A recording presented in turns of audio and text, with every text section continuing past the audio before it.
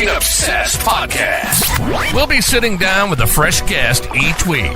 Someone who shares the same kayak fishing passion that runs through our veins. We're talking kayak anglers, kayak companies, lure experts. Heck, anyone who's got a story to tell about landing the big ones from a kayak. We're setting our sights on becoming the #1 kayak fishing podcast in the world. You'll get a chuckle, a grin, and hey, maybe even a belly laugh. Because we believe in the power of humor. But above all, we're here to educate and inspire. So, whether you're a seasoned kayak angler or just dipping your toes into this exhilarating world, join us on the Kayak Fishing Obsessed podcast. It's time to reel in adventure, camaraderie, and the joy of the catch. Here's your host, Daren Windle. You fish freaks, welcome to episode number 144 of the KFO show, Kayak Fishing Obsessed. And if there's one thing that I've learned after fishing, reviewing, and spending time in dozens of different kayaks over the years is this: not all kayaks are created equal, and not all companies are created equal either. Some kayaks are built by anglers who truly understand what happens on the water, and others feel like they were designed in a boardroom by people who never skipped a jig under a dock. Some companies are constantly pushing innovation, listening to feedback, and making products better, and others are content with keep selling the same thing year after year while making decisions in a vacuum. And tonight, we're talking about all of it. Joining me is none other than Andy Dill, the bearded paddler, as we break down the best and worst fishing kayaks of 2026. We're going to talk about the boats that impressed us, the boats that disappointed us, and everything in between. So grab your favorite beverage, settle in, and let's talk kayaks, because some brands may not like this conversation, but anglers are probably going to love it. So before we hop in, Wyatt, we all love discussing the latest features, right? The newest releases and which kayaks are best for our style of fishing. But none of that matters if you don't make it home safely. That's why Chad Hoover and I created KFast, Kayak Fishing Advanced Safety Training. So whether you're brand new to kayaking or kayak fishing, or you've been doing it for years, if you want to become a more safer, more confident angler, head over and check out the KFast Basic Certification, because the best kayak in the world is the one that gets you home safely at the end of the day. Head over to kfast.co and earn your certification today. Wyatt, let's freaking go, brother. How you doing? What's going on, man? Doing all right. So you got the captain or the guide level coming out soon, right? The guide level. We got advanced coming out soon. Advanced coming out. Okay. Yeah, we'll see. All we'll right. see what happens there. So, Good deal. how you been?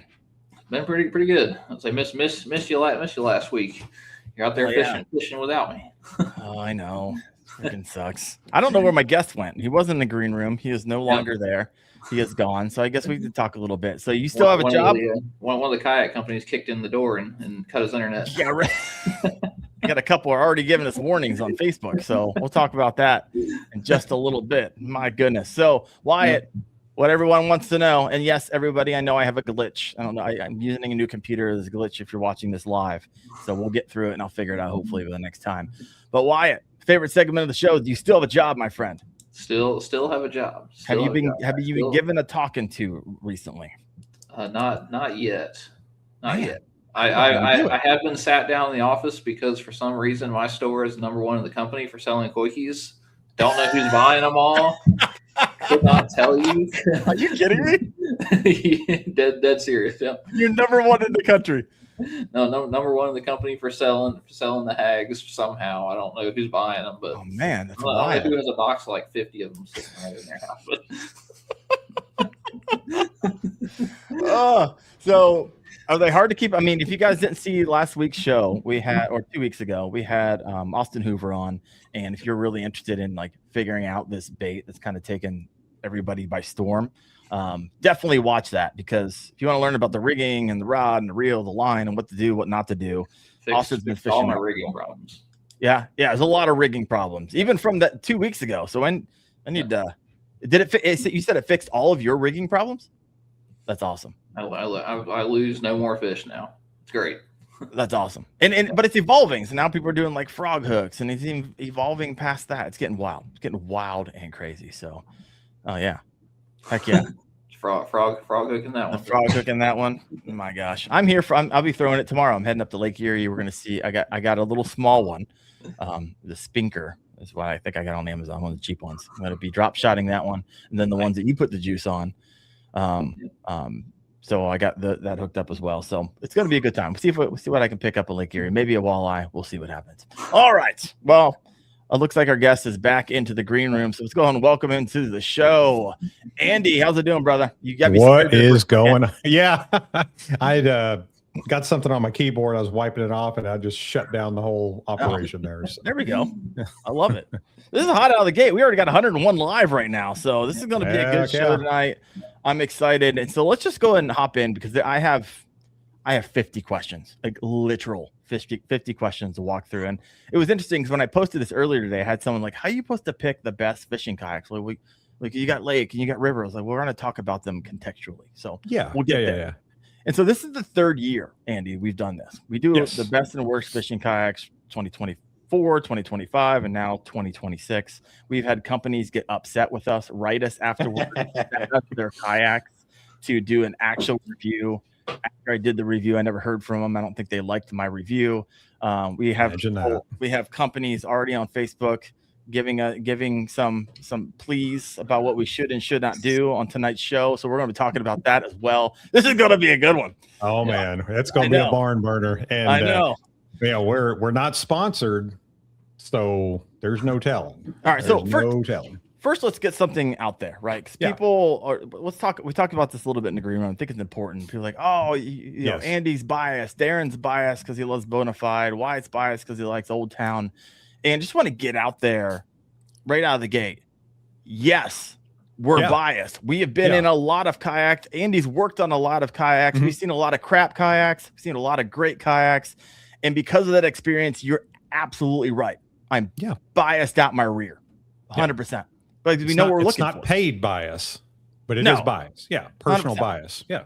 There's no one who doesn't have a bias. So just going into that, just know it. We try to be fair in the same breath.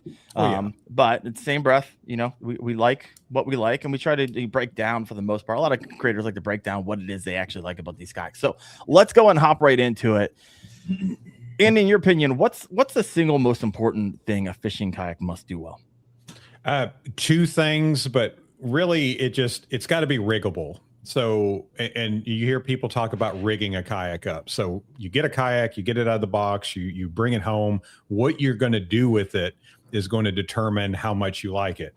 Nobody keeps it completely stock. It's like buying a motorcycle. You know, what is the first thing you start thinking about is, okay, all this stuff I can do to it.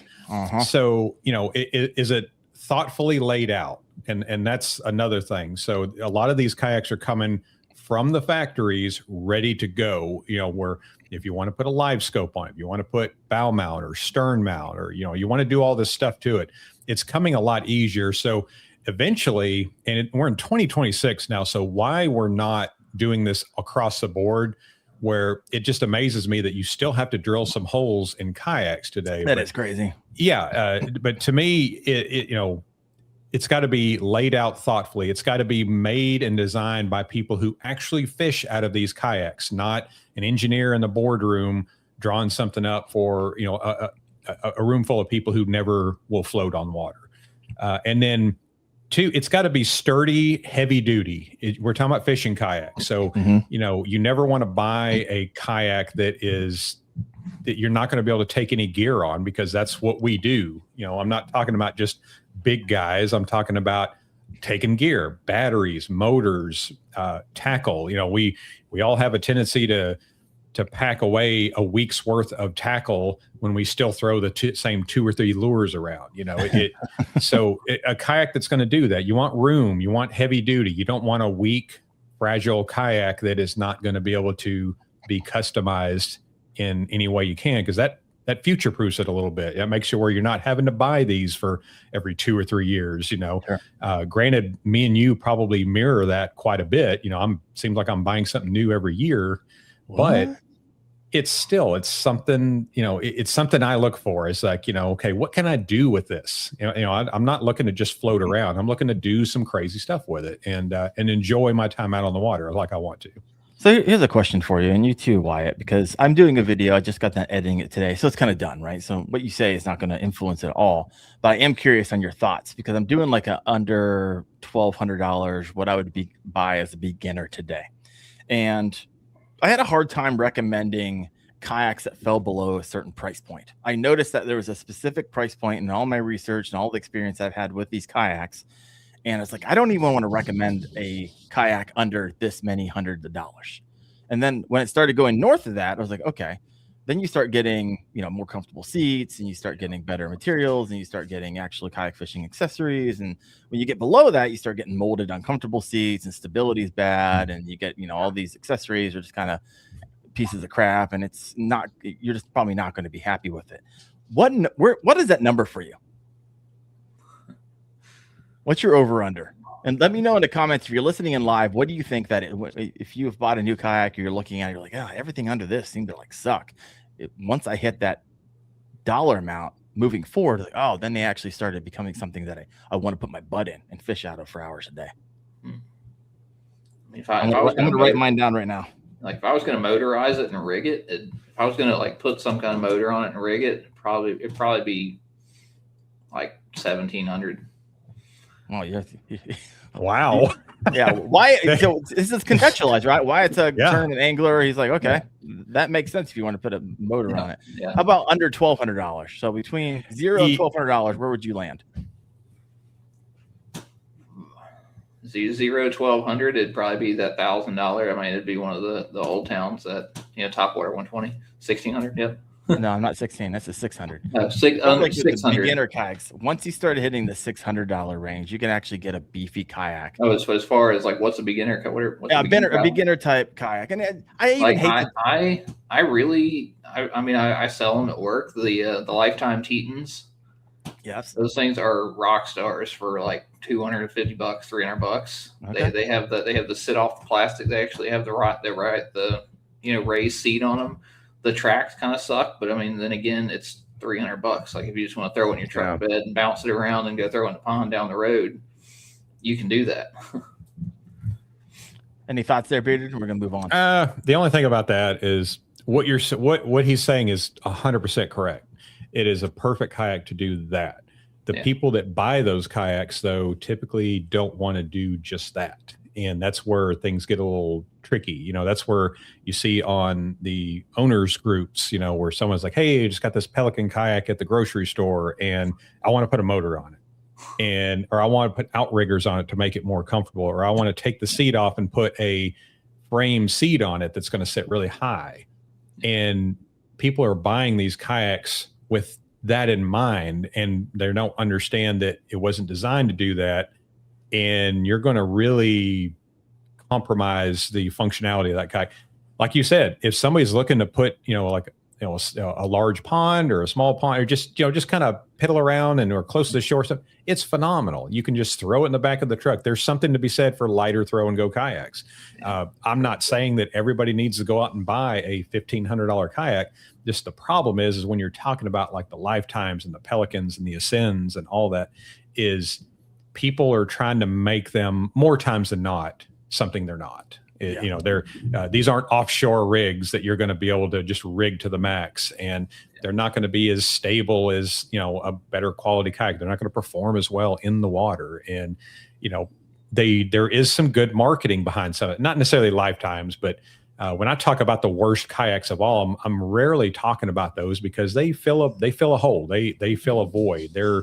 For what they're designed to do, they're perfect. $300. You're talking about somebody that just maybe they don't have $1,000 to spend. There is no shame in that whatsoever. But if somebody is putting that in their house, saying, okay, this is going to be my tournament fishing rig, I'm going to find a way to put a little motor on it, and I'm going to do all this stuff, you're going to spend more money in the long run doing that, because you're going to have to buy another kayak, or you're going to have to get some rescue gear, because you're going to get out there in the middle of the water and take in water and get stranded.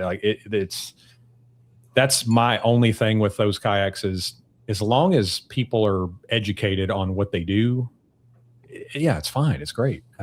They're great buddy kayaks. They're small water kayaks. There's no reason to drag them through the wood kayaks. That's what I use them for. Absolutely. I haven't got ridden of mine. Yeah. I might only use it 2 or 3 times a year, but if I want to reach certain places that I have to drag, then you get to the point where you have 6 or 7 kayaks, and it starts to be okay, you got a fleet. You got one for every single scenario out there.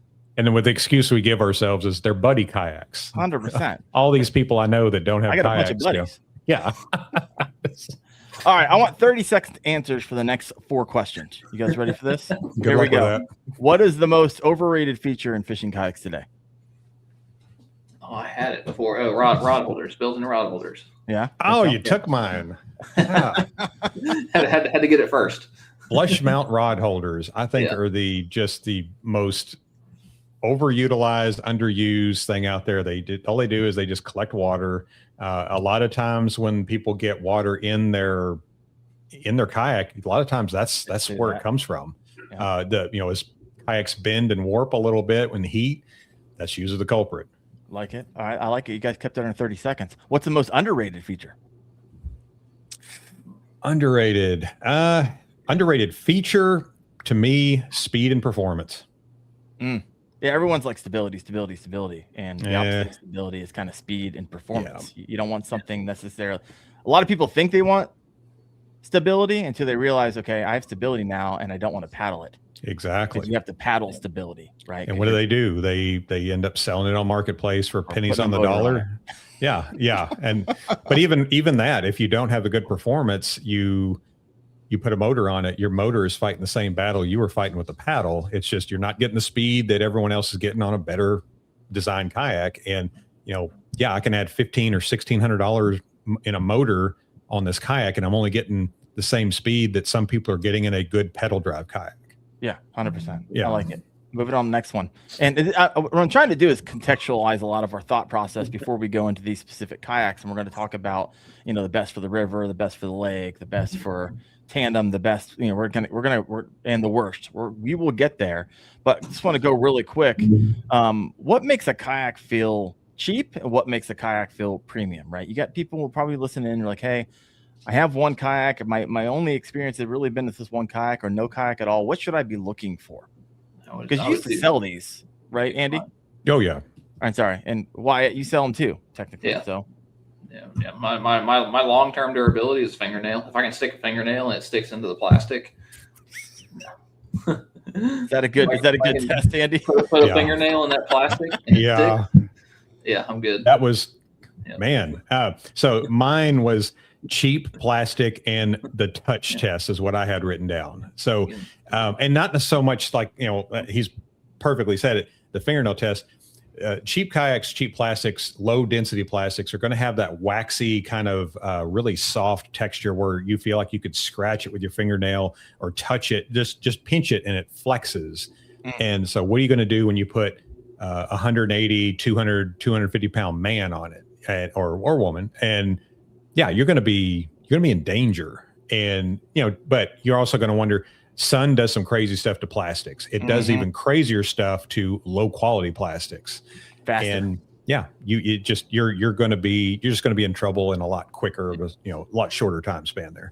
My thing with the, whenever I was selling like Pelicans versus Perception, I would especially with the sit-ins, I would grab the inside of like the cockpit, and you could just roll one arm, grab the inside of the cockpit and roll it out.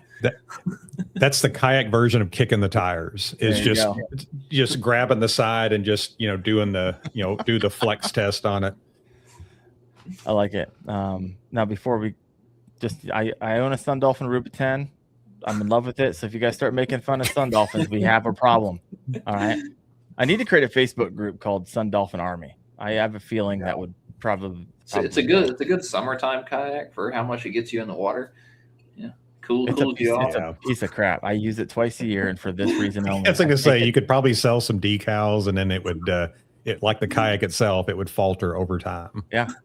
No, what I want to do actually. So this is interesting. So there is a down in Columbus. There's a fishing expo in like December, and Raccoon Creek Outfitters gives away trophies for like most rigged, the least rigged, stuff like that. I want to enter in my Sun Dolphin Ruby 10 because it has one DIY rod holder on it, and so I'm going for the trophy this year, folks. Take your Ruby 10 and like dual graph it and all. Yeah, there we go. Power just poles, glue two iPads to it or something. Rigged to the gills. 100%. 100%. Here's a question I have for you. The opposite of terrible plastic is obviously what makes the kayak feel premium. So give me 30 seconds on that.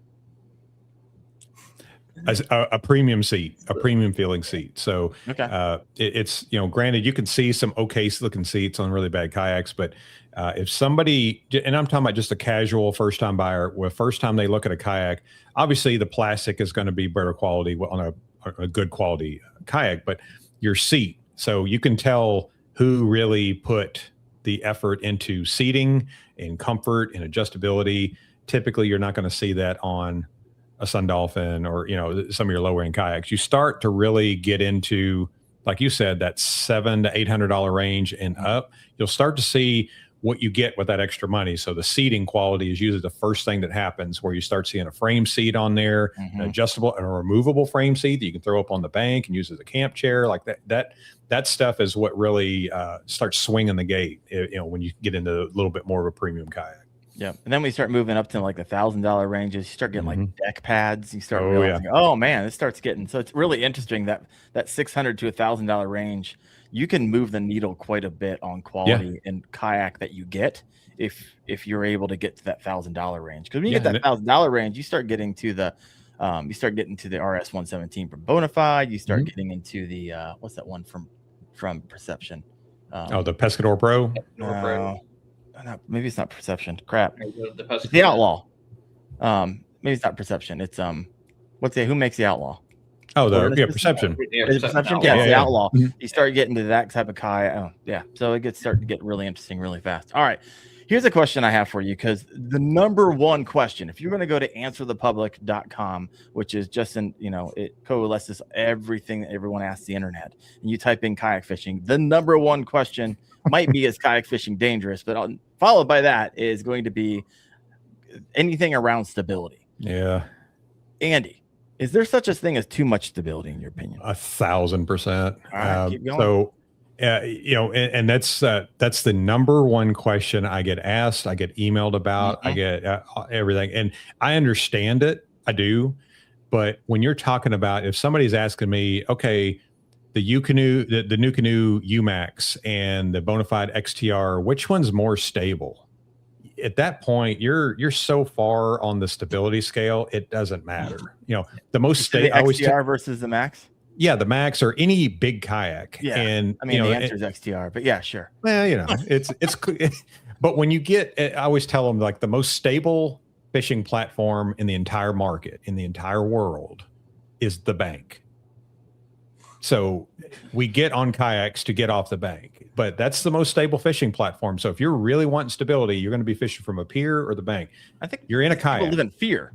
I mean, I think it's the first number two questions. Number one, number two are like, they're connected, right? Is kayak fishing dangerous? I'm afraid I'm going to fall out, and I fish in gator infested waters, or I do this. I'm not a great swimmer. I'm kind of overweight, so I'm not sure if I can get back. Yeah. It's all kind of or I have a disability or something. Like I definitely understand it. So, but when you get so far on that, then what happens is they've never been in a kayak before. So as soon as you get into a kayak, you start to get used to it. You start to feel like, okay, there's no way I can ever even flip this thing over, but I'm so tired of paddling this thing around, or I'm just not getting the speed that my friends are getting in their other kayaks.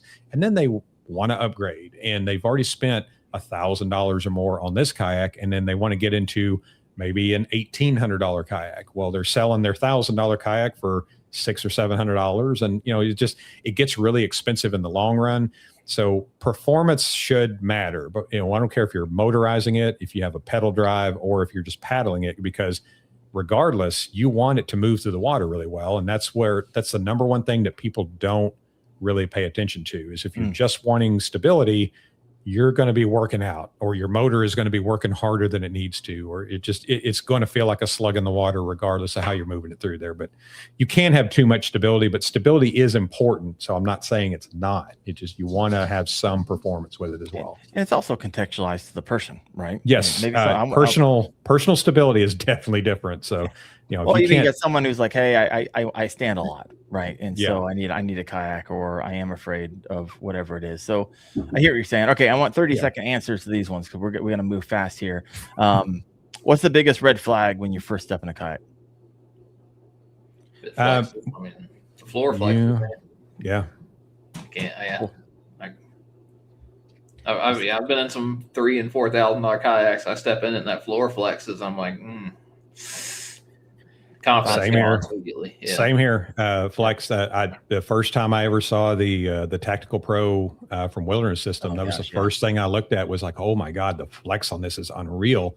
Flex is going to cause you a lot of problems down the road. It's going to the scupper tubes are going to push to the deck. You know that deck's going to get softer and heat. It's going to do a lot of things. Flex is a thing.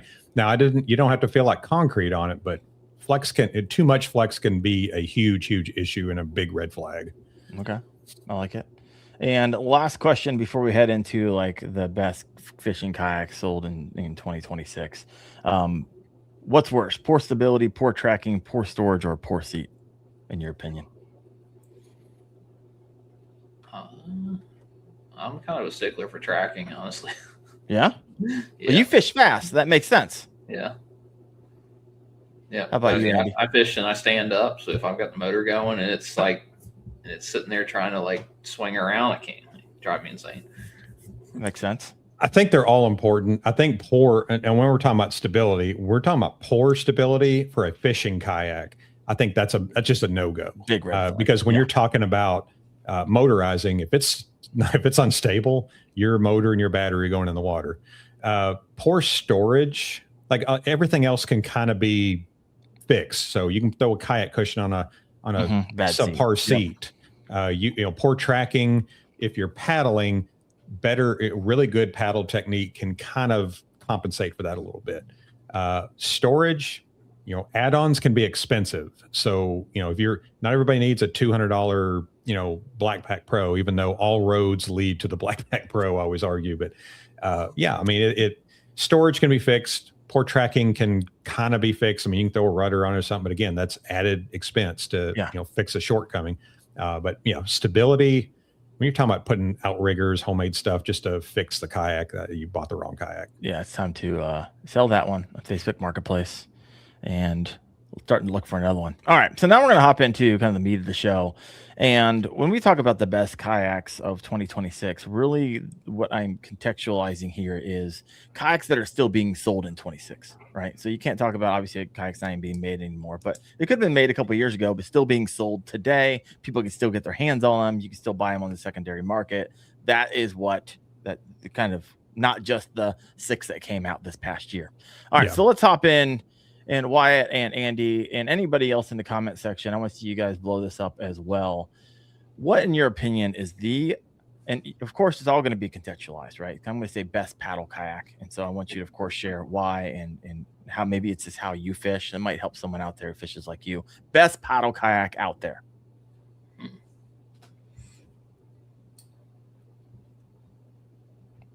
Got quiet. Yeah. Bueller. Got real Bueller. I'll start. So best paddle fishing kayak to me is the Crescent Shoaly. I've been in a lot of them. The Shoaly may not have the stability that a lot of people look for, especially beginners that aren't, it'll feel a little tippy, but man, you talk about throwing that thing around and really paddling it fast. Again, it's still a heavier kayak at about 85 pounds, but the Shoaly is just a good performing paddling kayak. You can still motorize it, of course, but as far as if you're just wanting to paddle it and you value paddle performance over everything, the Shoaly is really kind of hard to beat. Mine would have to be secondary market. Say what? Mine would have to be secondary market. Keep talking. Like, paddle wise, like an Attack 120, Attack 140. Like it'd be Facebook Marketplace or. That's a big old girl. Good one though. It's a good kayak. Yeah. It sat super low to the water. Wind never really affected it. Ton of storage. Yeah. Seat was fantastic. Yeah. You got someone over here who's like, no idea. Paddle is for emergency use. This is a motor user. What is this paddle you speak of? I love it. But you don't. Do you take your Shoaly out to the lake, or are you just talking in the context of current? Just paddle performance. Like if I have to, don't get me wrong. You can take a Shoaly out in the lake, but if I'm just talking about just strictly paddling the kayak, if I've got to go. The New Canoe Flint is a really good one as well. But, again, these are kind of meant to be river kayaks too, where paddle performance really is kind of a premium. Yeah. Yeah, I like it. And I was actually out in a new canoe kayak. I haven't announced it yet. I got myself hands on another one. I was surprised with how well it paddles. So, Yeah. I mean, straight. I mean, it tracks really well, obviously, because of the whole design. It's like, hey, this isn't that bad. All right. But anyways, got a video coming out. Which new canoe are you Which in? new canoe is that one? I mean, it can only be one of 3, right? So we will see what happens here. It launches on Thursday. I just sold my Max. Yeah. That went out the door, and did a video on the XTR versus the Max. So if you haven't seen that yet, head over to Wendell Fishing and check that out. All right. Shameless plug. Shameless. I don't mind. Don't mind at all. The beauty of having your own podcast, see what Absolutely you want. Absolutely. I love it. All right. That's best paddle kayak. Let's talk about the best motorized kayak, in your opinion. So let your brain chew on that for a second. Let me see what else. While you're doing that, I'm going to hear the comment section. All right. I paddle the Perception Outlaw, and trust me, sure, in the best paddle kayak. It's not too bad. Yeah. I think you would have lost half the crowd kayak if we would have said that kayak for paddling. 100%. What else we got? Someone said, I thought my LT was pretty easy to paddle. There we go. Tamarack Pro for work-related trips. I like it. See anybody else? We have any other comments in here. Someone said LT again. All right. So back to our question. Best motorized kayak, in your opinion? So the best motorized kayak, again, with stability, with riggability, with performance in mind, to me, is the bona fide PWR 129. Okay. That is, I think, one of the most underrated kayaks, because it came out in between. It came out kind of, there wasn't a big gap between the PWR and the XTR. Mm-hmm. The XTR is just it's that big bass boat energy. It's got everything on it. It's wide, it's stable. It's, the stand-up platform. You could just rig it out crazy. But just as far as out of the box value, I think that PWR 129 is still one of the greatest fishing kayaks ever made. And I'm in a I'm in a Nucanoe UMax. That's my primary kayak right now. The PWR is still sitting in the garage because I can't bring myself to get rid of it. It is just that good. Comes with a foot control rudder. It comes with all kinds of rigging options. Comes with a catchboard holder in the hatch. The hatch is really well thought out. The battery storage is simple but well thought out. It's in the middle of the kayak where the battery should be, whether you're bow or stern. Like, there's so much going on with that one. And designed by the GOAT Hans with Bonafide. And to me, if that kayak would have came out last year, I think we would have, after the XTR, I think we'd be talking a little bit different about it. But I think the XTR kind of shadowed it a little bit and kind of, just took some of the thunder away from it, which is fine. That's what they want to do. They want to come out with exciting products every year. And they're definitely the best at doing that right now. But the PWR to me is just, it's amazing. Got it. Someone mentioned in the comment section, but the PWR isn't factory motorized. That's all right. We talk about motors you can put on it. Some that come factory. In fact, Wyatt's probably going to talk about one here in a second. So Wyatt, what's your pick? Mine for the way that I fish is autopilot. Yeah. The center pod mount. Like, I know it's slow. It is what it is. It's slow. But having that motor so low to the center of the deck means I can fish over it. I can cast over it. I don't have a trolling motor head there in the front of the boat. Plus, it's set back a little bit, so it's I can cast over it, which I do a lot of cypress tree fishing, a lot of dock fishing, and stuff like that. And all that sidearm casting lets me get right over it. Mm-hmm. I like it. What motor do you put on yours, Andy? So right now I'm running a NK300. It is what it is. It gets me. I've gone stern mount.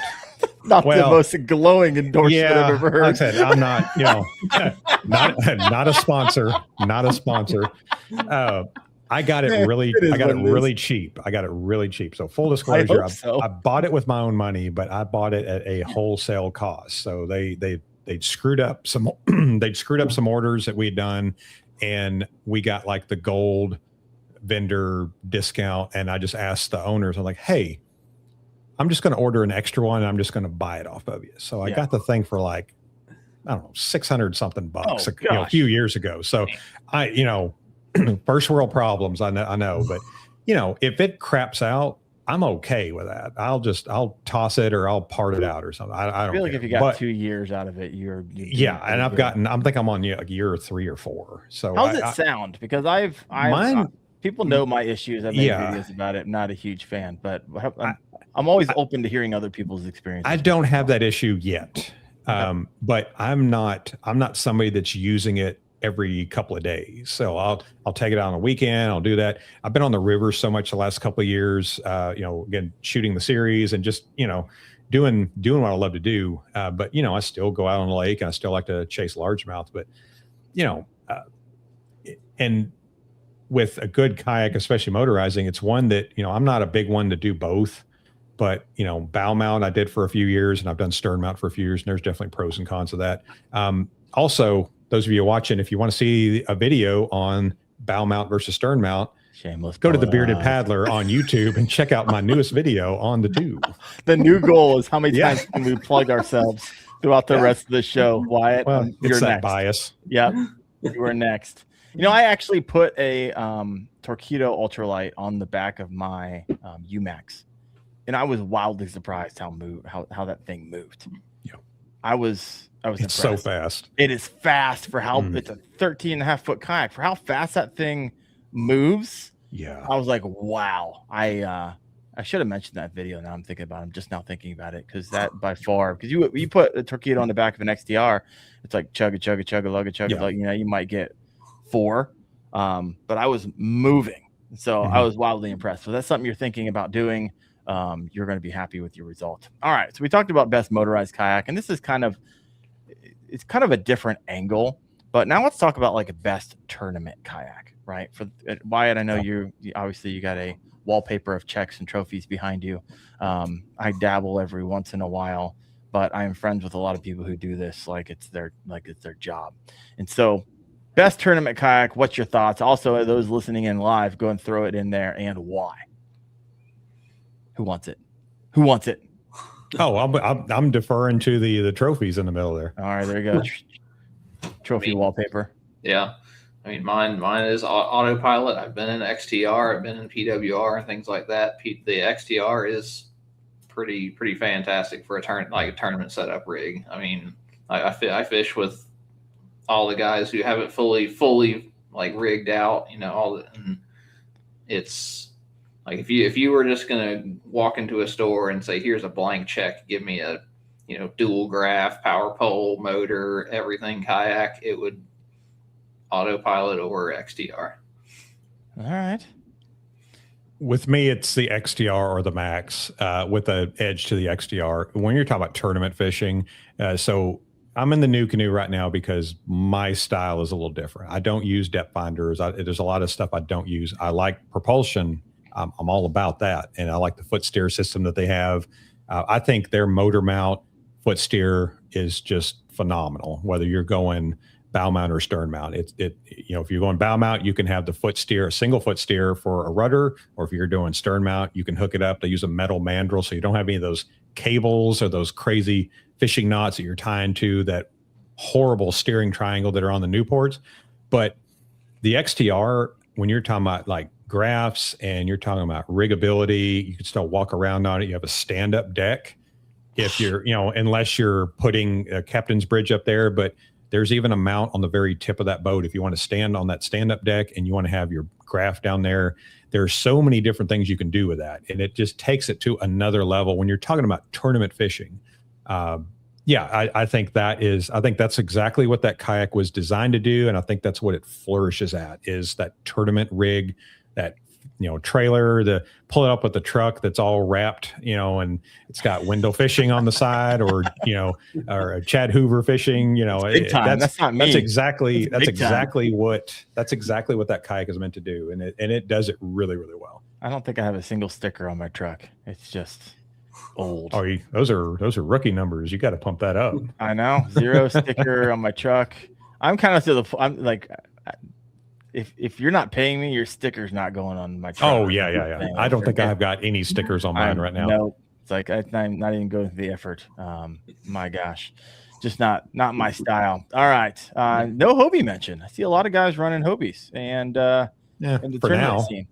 For I think now, somebody asked me about like 2019 Hobie for their tournament rig, and I'm like, you're going to have to manufacture some stuff to get the graphs and everything set up on there. Like, Autopilot XTR is going to be pre-set up. Like, you're not going to have a problem putting your 15-inch Lowrance transducer on there. You're not going to have issues running wiring or anything like that. Hobie, you're going to have to play with it. But you can go to Bass Pro and get all that stuff now, can't you? I think so. I think there might be a small resurgence coming back. They have some yardage to make up. They sure hope so. But I don't know. We'll see what happens. I hope so. I'm rooting for it. I think that I've said it several times. I've been labeled as a Hobie hater. I have a Hobie in the garage, but the industry's better with them in it. But man, when you talk about a insurmountable uphill battle, I don't know that Bass Pro truly knows the uphill climb they've got coming, or they're just looking at putting a Hobie drive and an Ascend kayak and calling it good. You never know. We'll see. That would be a fun iCast story right there. It's going to be interesting. I'm privy to information that I can't share, but I know a lot of conversations going on in the background, and it's just all I can say is it's going to be interesting what the next year looks like when it comes to Hobie, right? Because I mean, let's face it. When it comes to making quality kayaks, nobody does it better than Bass Pro Shops in Lebanon, Missouri. This is my optimistic face. Oh, you are a Hobie hater. That's some bias. I'm not gonna lie. Yeah, some bias there. We call them in the biz ticking time bombs. Oh. My last task in the kayak store was fixing a 360 drive and replacing the clutch and the belt assembly and all that. And I was like, sounds like a good time. Yeah, I was like, I've done this a lot. I was good at it, but the fact that you're good at it, and there is a property here, which I need to get some pictures of that because I know the guy. There is a graveyard of kayaks. So all the decommissioned hulls, he wanted to make like some kind of like nativity scene almost, but it was just kayaks everywhere. And they're all pro anglers. They're not a good look, because we sold a tremendous volume of pro anglers, and he has all the colors. He's got all the Hobie, the 12 footers, the 14. They're all 360s, of course. They're all cracked hulls. And, the people that say it's not as big of a problem are like, I beg to differ, but it's just one of those things where, it's a great design, or it's a great thought, but everyone's got the same. I just posted on Facebook a little bit ago, is like, what's the best kayak ever made in your opinion? And people say, well, I want to say pro angler, but until I'm just scared of it breaking. I was like, well, then it's not the pro angler. There's no you can't do. That's kind of what I was kind of looking for. Is like, people want to love that kayak. People want to love it. The industry wants to love it, and then the people people want to be jealous of it. It's just not there anymore. And I think they just got to scrap the 360 drive, go back to the drawing board, because there's other companies right now that seem to be doing it better. Which is not hard to do right now. Crazy Cranker over here in the comment section. I think Bass Pro is still scratching their head on what they've gotten themselves into. Well, they got deep pockets and they're not dumb. I like to give them a hard time, but Bass Pro is very good at making money, and they will make money on it. It just depends on how they're going to do it. If they're just going to scrap Hobie and just sell a few models, the Passport, the Quest, the Compass, the Outback, because I still think the Outback is one of the best pedal kayaks out there, but nobody thinks about the Outback when they think of Hobie. They only think of the pro angler. They don't. They only think of the $6,000 time bomb that they sell. So they really do make a good kayak. It's just that one kayak has ruined them. You can't have your most expensive kayak in your lineup be your worst kayak. All right, and that's kind of where they're at. I mean, if you tell me how you really feel, Andy. I love it. Yeah. I mean, here's the thing. It's not coming from this like you've worked on, you've sold a lot of, you've seen the returns, you've seen I've a lot owned of the I've owned a warranties, pro angler, you've so owned them. So this Yeah. isn't coming from just I want to take a shot at a company I don't have any experience Oh, with. yeah. It's actually quite a bit of experience. Even dealing with them, it's just it's a trip. Anybody that's listening that has worked or owns a kayak shop and has dealt with Hobie, their reps that would come by every few months, they were policemen. You had to display them a certain way. You had to have certain marketing materials on them. You had to have a TV that was playing a Hobie marketing video on it. It was very strict. And in the last couple of years before all this happened, they just didn't care anymore. They would go through a new rep like every couple of cycles. Oh, really?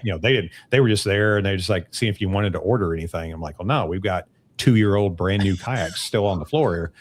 And when we have someone with a warranty, me personally, I'd always shield a customer from this. But we would get more questions asked from Hobie as opposed to a Bonafide or a New Canoe or even a Jackson kayak. They say like, yeah, just send us some pictures and then give them a new kayak and we'll take care of you on the back end. Like get some out on the water right now. With Hobie, it's like, well, how are they storing it?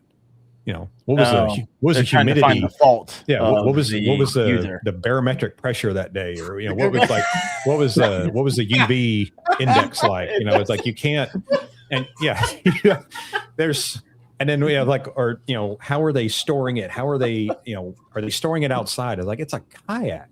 Like it's not in a temperature controlled room, like you want to take care of your stuff. Don't get me wrong, but like you can't, they bought it 6 months ago. It shouldn't be, there shouldn't be a hole in it right now. Those questions are literally like questions an insurance company would ask when they don't want to pay out what they're liable for. Those are exactly, how can we place the fault on the user so we don't have to get another kayak out the door? Yeah, that's exactly what that 100%. is. And that was the beginning of the end right there is when we started seeing more and more of that. I'm curious, what if you didn't have like your TV playing? What would happen? I know this was years ago. Well, they can penalize you on that. But, penalize you? It's like, I'm just going to stop selling your kayak. There's a reverse to this. Reverse. And what was funny was, and again, I know we're kind of getting a little long-winded on this one, but the bunks, when you're talking about, people like to store them on bunks. They like to do the 3-inch. And then Hobie would say like, well, you can't store them like that. Even say it in the owner's manual, you can't store it. But the racks that they give us that we get from Hobie is metal, and the metal is like this much, and it goes right down the gunnels where the scupper holes are. Because they're saying if you store them on bunks, it's going to push the scupper tubes up into the deck. But literally, what they make us store them on is metal, and it's about maybe an inch, an inch across. And it goes right up in there in the entire weight. So like, why is that good enough to display them and sell them, but someone can't put them on a bunk that's like this big around? Like, no, that people get really scientific when they're storing their $6,000 kayak. They don't want to damage it in any way. They're asking, one of the most common questions, how far, what's the space between the bunks? How can I effectively store this and I'm not damaging my kayak? Right. It's an investment. Yeah. Hobie says you have to store it upside down on the H-rails.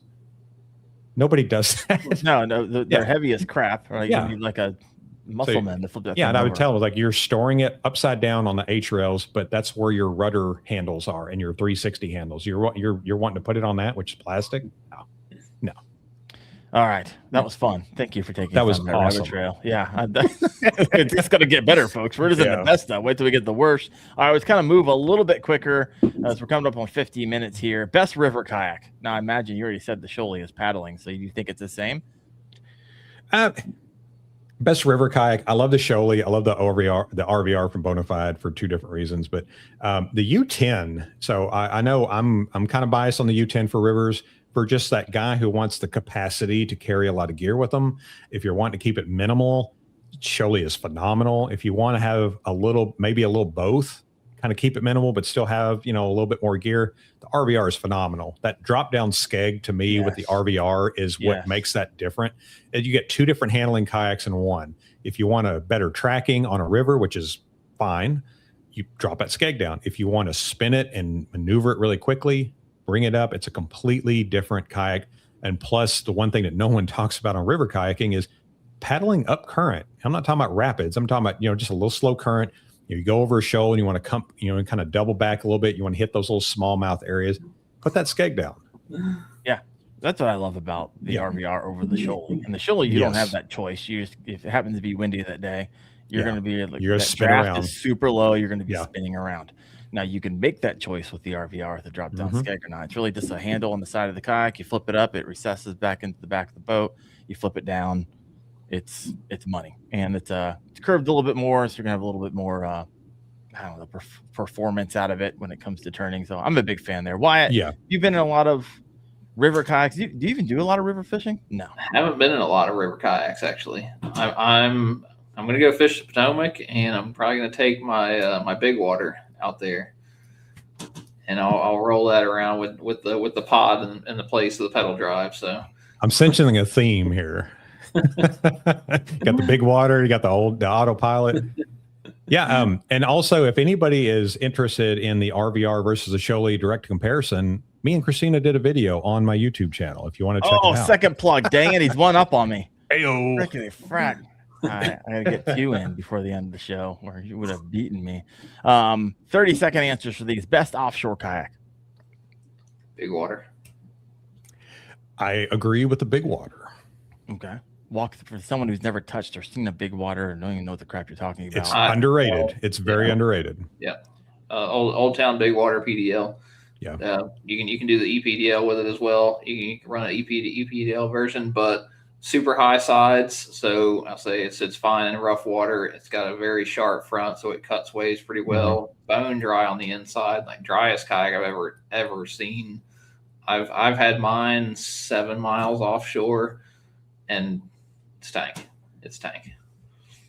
Yeah, not a ton of tank well storage, but All right. Well, you're offshore. I mean, you're needing to cover some ground. You need to get over some surf. You need to cut through some of that. And that's there's a very it's an underserved community, the offshore. So I mean, it's offshore fishing does not pay the bills, unfortunately. So inshore is where it's at. There's just more people to sell there. 100%. But you know, big water is something that is just not on a lot of people's lists when you're talking about offshore. Hobie also does offshore very, very well. I wouldn't take a pro angler out there, but they've got specifically island kayaks that are built for that specifically. So there you go. All right, next one. Best beginner kayak. Now, I do want to clarify, a beginner kayak doesn't have to be a $400 kayak, right? Not everybody wants to get into kayak fishing just because it's called beginner is broke, right? So it's also not a $7,000 kayak either. So when I ask you for best beginner kayak, the kayak that you can get into and not feel like you have to upgrade right away, like you could feel comfortable, add to it, and in a couple of years still be in it and be like, okay, I'm still like not run out of room, not feel like you can't motorize it. So the best like grow into kayak, beginner kayak, in your opinion. Go ahead. I know where you're going. I can't answer that one yet. Can't answer it yet. So not Old Town. I'll go and throw that out there. All right. Maybe wait a little while. Oh, I thought he was going to give it away for a second. I shut my mouth. Can't. I will find out in the green room, folks. I do have the answer, just not yet. All right. Yeah. Oh, man. PWR moment. I love it. Andy, what do you got? So beginner kayak, I tell you what, there's a lot of good beginner kayaks out there. So if you're just simple setup, Jackson Bite is a really good one. What's up with Jackson? I was just at a dealer and they're like, oh, there's Jackson. We're actually not going to carry him anymore. And then they shut their mouths. I'm like, you're not. They were doing, the dealer here was doing the NARS buy one get one free like last year.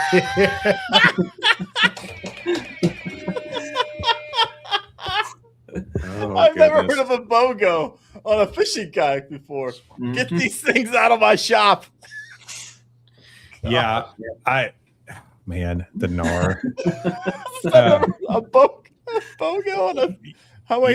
But I know exactly what he was talking about. So to me, that's the biggest fail in the history of the kayak industry was the Jackson NAR. And the funny thing was, and just inside story, good friend of mine used to work at Jackson Kayak. He has one of the original NARs, the promotional NAR that was made with the plastic that it was supposed to be made with, and it is still running strong today. Oh, so something happened post. Yeah, production model. Something, yeah. But RS 117 is a good one at $1,000. The Jackson Bite is a good one at $1,000. The Old Town Sportsman 106 is not a bad beginning kayak. The 120 is a little better, but it's a little bit higher. And the Crescent Light Tackle, the Light Tackle 2 is something that is, a lot of people don't talk about.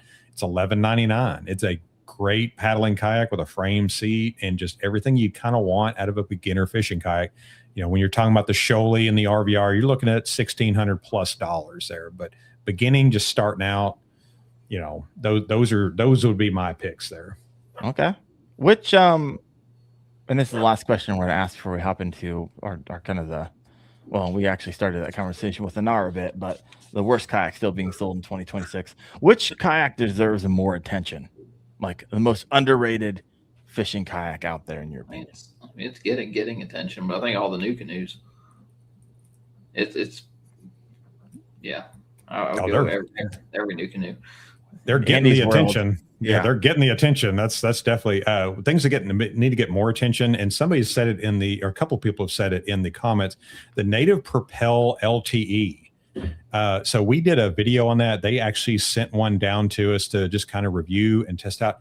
I loved that kayak. It was so light. Me and Christina picked it up, and I was able to grab the side handles and just pick it up on the side. And it's in the 70s, isn't it? Yeah, it's unbelievable. And you just throw the drive in it and go. It's the best throw and go pedal drive kayak that is out there, and you could still motorize it. You can still rig it up. There's so much to like about that kayak.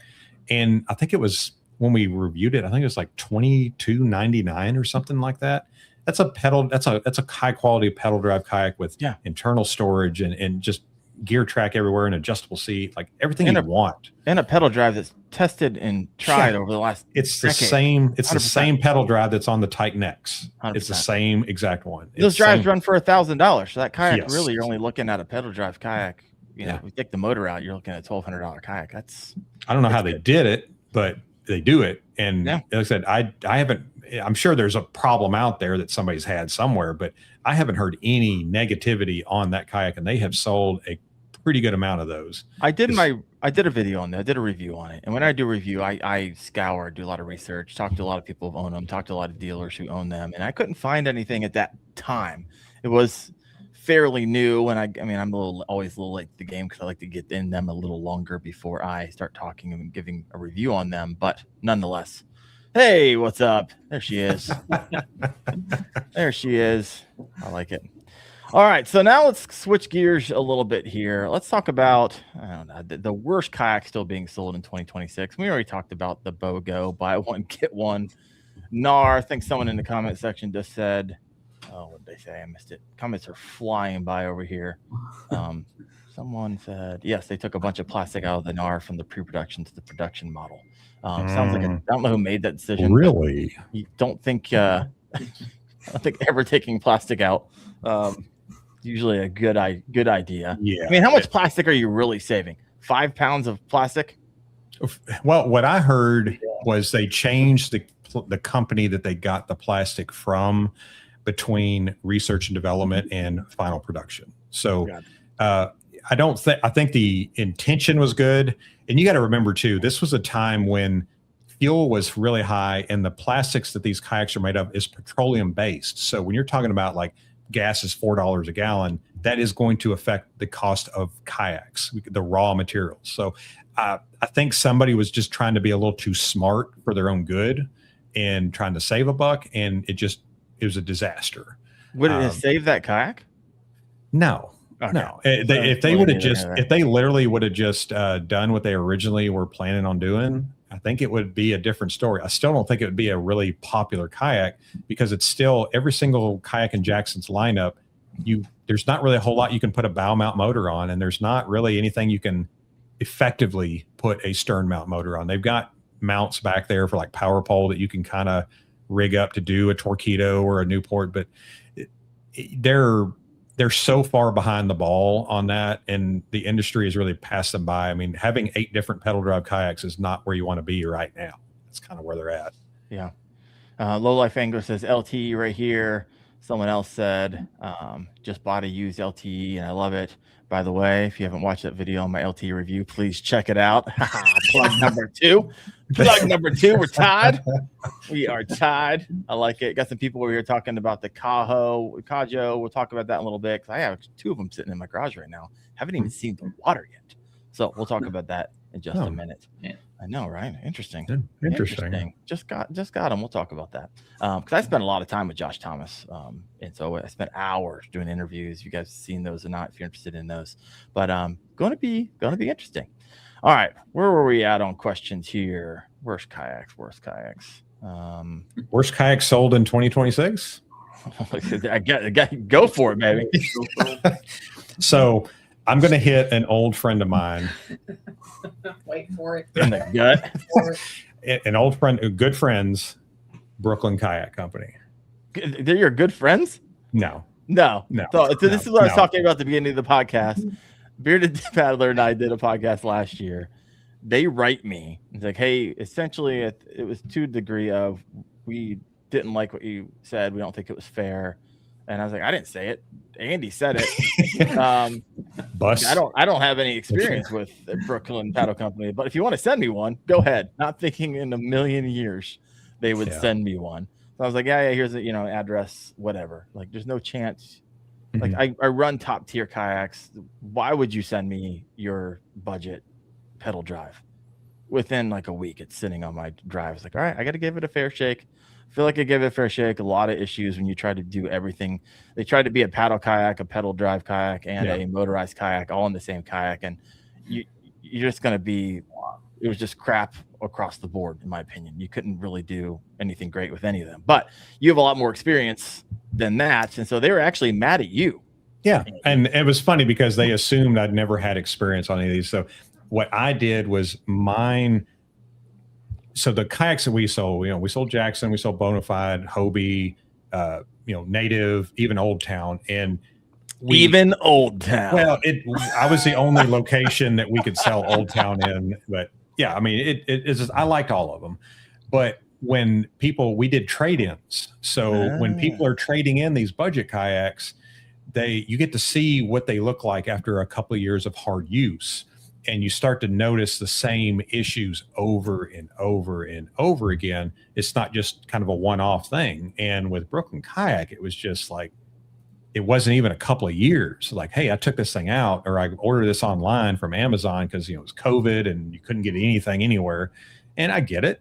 If you're looking at a Hobie kayak for a couple $1,000s or any brand, and you got this brand that just come out of nowhere during COVID, and they're like, hey, we got this premium fishing kayak pedal drive for $1,000, and you can't even get a good paddle kayak for that much. I was like, yeah, they sold a lot of kayaks. They sold a lot of plastic, and then you saw Brian Latimer, who I have immense respect for and actually enjoy his channel.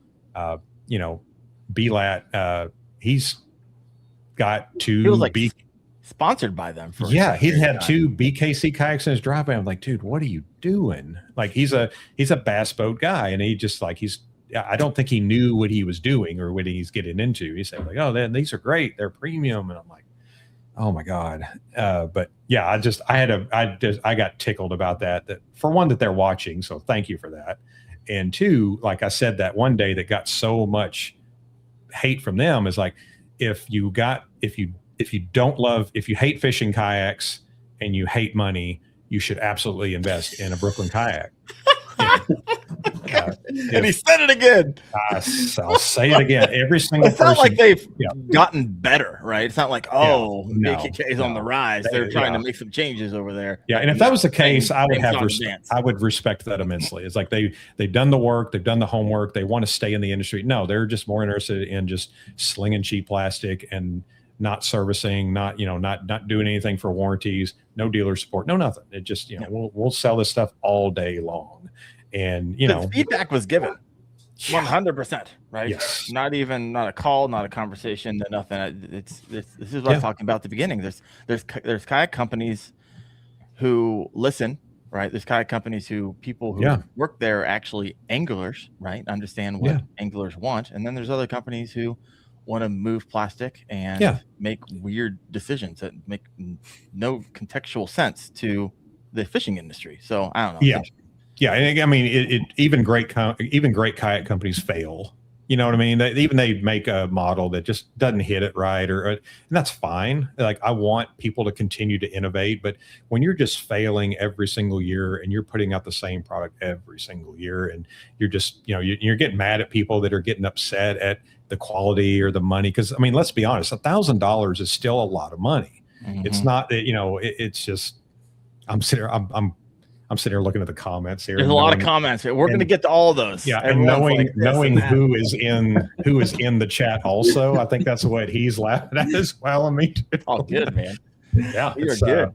But I mean, yeah. All right, next question: which kayak is the most overpriced in your opinion? I mean, that's an easy one. That's a softball there. I just pitched it up because I don't think. I mean, I know your answer. Wyatt may know your answer, but I guarantee the 165 live do not know your answer. I've got two of them, and I'll obviously Hobie, like the Hobie Pro Angler. It's too expensive. You don't get the quality. That's the easy one to me, and it's the EPDL from Old Town. $6,000 electronic assist pedal drive with no spot lock. When you can build a spot lock trolling motor kayak, or even have dual setup on a quality hull for less than $6,000. Yeah. You can make the same argument against the Old Town Autopilot. I'm not going to do that because I think the Old Town Autopilot, it's maybe the industry has passed it by a little bit, but it's still relevant. It's still phenomenal. It still gets people out of the box, not having to rig it, throw a battery in it, and you're good to go. Yeah. I have such an immense respect for the Autopilot. But it's a very niche audience that would be buying the EPDL. Yeah. But to me, like the EPDL, like it was a good idea, but it was a huge flop because of the price. And you can make the argument that putting it on the big water originally was kind of a mistake because you're selling it to inland fishermen. I think if they would have done it on the Sportsman platform, it probably would have been received a little bit better. But now, I mean, you can get a spot lock trolling motor from Minn Kota, or at the time it was Motor Guide, and I'd like to see more innovation in the bow mount industry. But yeah, I mean, you can do a lot of stuff. You got a stern mount spot lock motor now. It's like you can do a lot of stuff, and you can just throw it on there, and a quality hull like a Bonafide or an Old Town, or the Old Town Sportsman Pro, that's made ready to go. You just hook your motor up to the bow or stern and go. So but yeah, that EPDL, it felt. Have you ever seen one in the wild, Wyatt? I have never seen one in the wild. Other than mine, whenever I'm out there, Blake has the big water. Blake has big water EPDL. So I mean, I fished with them a good bit. Yeah. Yeah, we only saw pro staff guys with them. We never but it was exciting. People got really excited about it when because that launched at ICAST, didn't it? If I remember right. Yeah. So there was a lot of hype and a lot of excitement around it. It just seemed like when people heard the price, I mean, maybe, and if there was a spot lock capability, I feel like that would be something that they could do. And then my thoughts are that if you made the big water EPDL and marketed strictly for saltwater, it would have done a little better. Right. Like, because trolling for kings, trolling for sales and stuff like that, kill it out there. Oh yeah. You got William Queen in the comment section saying, I love my EPDL, but I didn't pay $6 for it. I only paid $4. So that's a different story. There's more value. There's more value. I would imagine that either he got it used or people are just trying to move it from the stores, right? And they need to discount it to. That was a thing. Old Town. I do wish I had spot lock. There's a comment in there. Yeah. So as good as Old Town is, and as a cult-like following as they have, and for good reason, they're one of the best quality fishing kayaks out there. There's a lot of dealers having a lot of problem moving them because they really did saturate the market pretty good during those 2020 to 2023, and this was when it was hard to get kayaks. You can get Old Towns, so we got a lot of Old Towns out there. Well, now there's so many of them out there, and you're seeing some really good deals out there. You're seeing some good deals on EPDLs. That does not mean that Old Town makes a subpar kayak. It's just they might have, the bubble might have burst before they realized that. And they really got a lot of inventory out there, which a lot of dealers, which I was part of that, we were hungry for it. We needed it really bad. Now that 2022 market saturation, that put a lot of people out of business. And you're starting to see that even now, but I feel like we're kind of leveled out here in the last year or so, and we're set for a really strong run in the industry, I feel. Yeah. Well, here's an interesting question. I'm going to switch gears on you a little bit. Which kayak has the biggest gap between marketing and reality? Ooh, I'm just going to throw it out there. The Ascend 133X. Oh, walking into Bass Pro Shop now. I mean, but what did people get more excited about is a kayak with a bow mount spot lock trolling motor, a package deal. You can just walk into Bass Pro with your club card and just slam it on the counter, and you can be out there fishing. That is the worst kayak I've ever been in, bar none. Now, oh really? Yeah, me. Why? Now, me and Christina did a video comparing the Ascend 133X with the Perception. Got our plug on me. but just standing on it, the Dex Flex is more than I think people realize, because you don't really get to stand in them in Bass Pro. The Dex Flex it flexes the most of any kayak I've been around. You can't put them in the Bass tank? Come on. Come on, Bass Pro. They have like ponds inside there everywhere. You just throw it in there, step on it. I actually paddled it, which I'm a glutton for punishment. So paddling it, I'm comparing it to the Perception Outlaw. So I mean, it made the Outlaw seem like a speedboat. And then I'm sitting there thinking, okay, how much speed are people getting with this Motor Guide XI3 on it? Like 3.5 miles an hour. Like, there's pedal drive kayaks. A Brooklyn kayak can probably move 3.5 miles an hour if you really push it. But don't really push it, by the way. Yeah, don't do it. I think the Ascend 133, I think it was the best marketing. I think it was the marketing versus reality is just such a huge gap on that kayak, because you see so many of them out there. Everyone knows a friend at Bass Pro that they get a 40% discount from. Everybody was able to get their hands on one of them, and man, there's so many of them out there for sale. It looked like they never even been wet. So I'm gonna plug that video one more time because my dog is in that video. What video is that? You can't plug it. You can't use the same plug twice. You're only getting credit for one. It's 3-2. I'm plugging my dog, not really the video. Yeah, the fur torpedo or black lab that loved to kept going from one kayak to the other, because one of us was in the other one. So Pretty sure that was the video where I bit it because she dropped me. Yeah, your paddleboard. She was my filmer. Everyone's probably like, where did that female voice come from? Those listening on live are like, what in the world just happened? Wyatt's voice just dropped, folks. So it's finally, we're so excited for him. Wyatt, what's your thoughts on it? What's the? I'm gonna get some hate for it. I mean, back whenever I sold Vibe kayaks, never opened so much plastic. Like the plastic packaging that the kayaks come in, you would cut that bag open and there would just be pieces just laying all inside of it. Every single one of them, just all the plastic broke, all the parts broke, everything was a nightmare. Oh, you're not talking about like shavings from production. You're talking about broken kayaks showing up. Yeah, just like pieces of the seat breaking off and pieces of the hatches and the eye bolts all breaking, and just like everything just Yeah.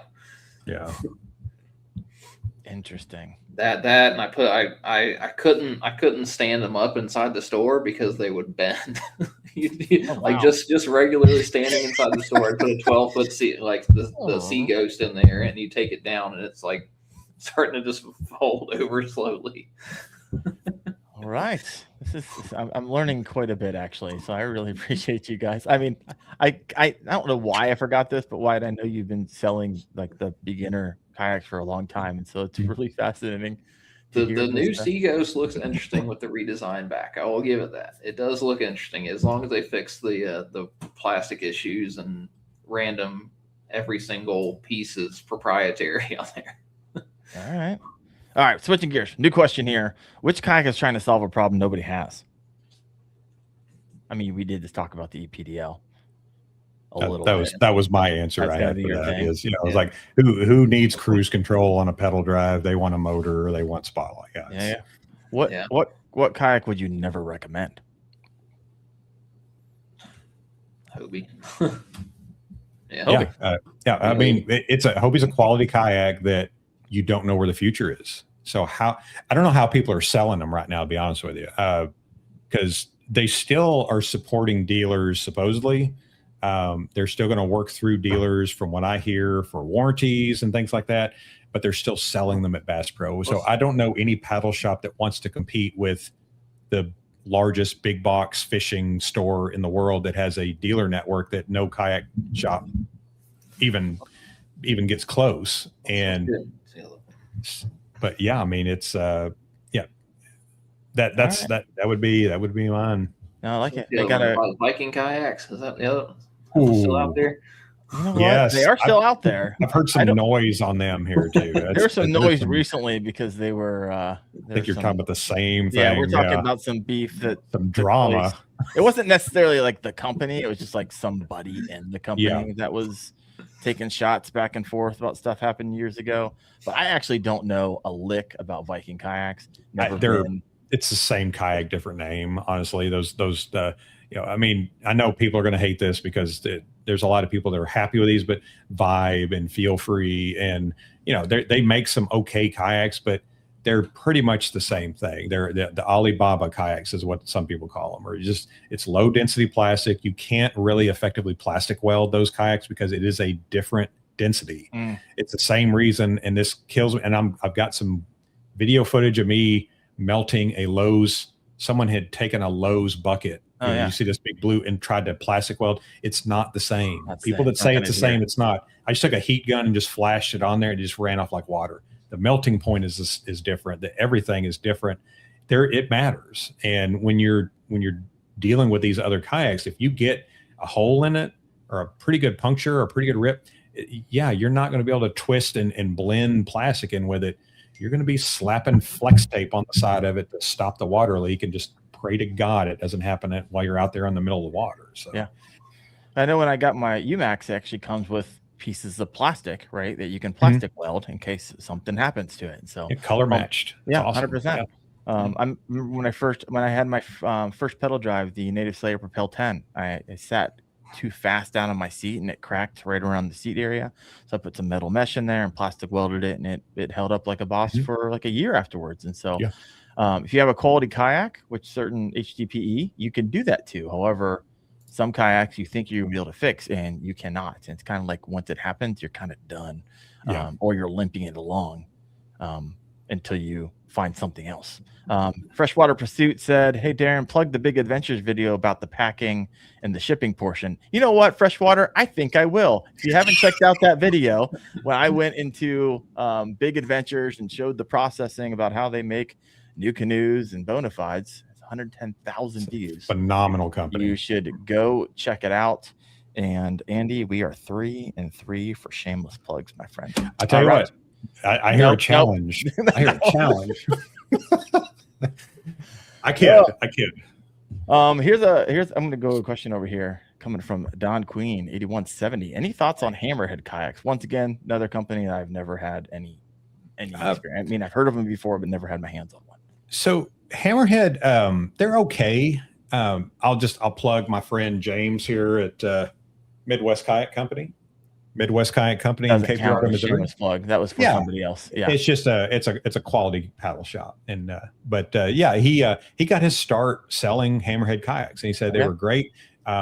Again, it's a company. We'll get into this, I think, with one of the other questions you got here, but it's a company that doesn't pretend to be USA made and manufactured and all this. Like they don't hide from what they are, and that's fine.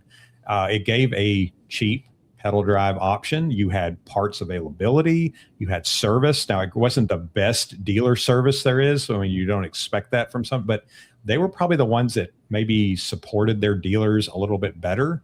And you had warranty support, you had a point of contact, you had, they did it right. They did better probably than anybody else that kind of fits in that niche. Obviously Brooklyn Kayak did it worst of all of them. Hammerhead was probably the top tier of the bottom edge, I guess you could call it. But yeah, it's you're not gonna. It's not gonna be something you're quite gonna the be able glowing to- review there.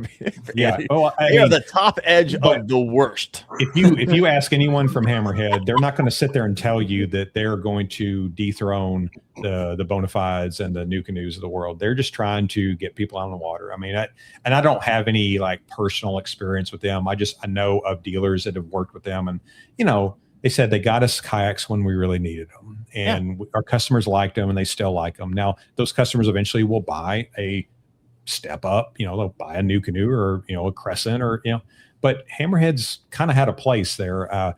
It's just like any of those other companies. You don't see them doing it for a long period of time, and that's the one problem with those pop-up companies is their shelf life is not really that long. It's hard to make it in the industry and have sustainable success in it.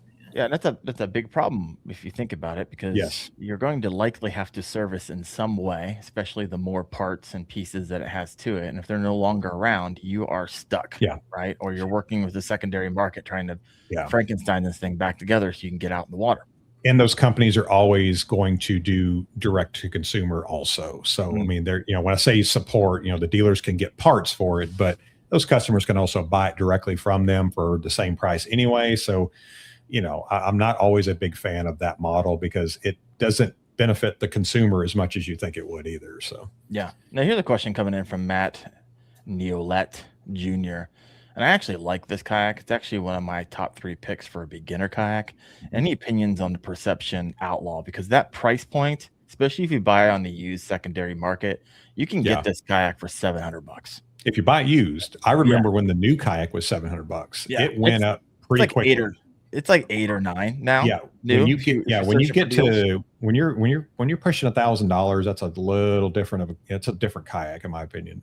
Because when you get to 1,000, the Jackson Bite is a lot better than the Outlaw, but the Outlaw is more stable. It's got a higher seat. It's the perfect, guy don't care if he's fishing or not. He's just out there having a good time, lounging around.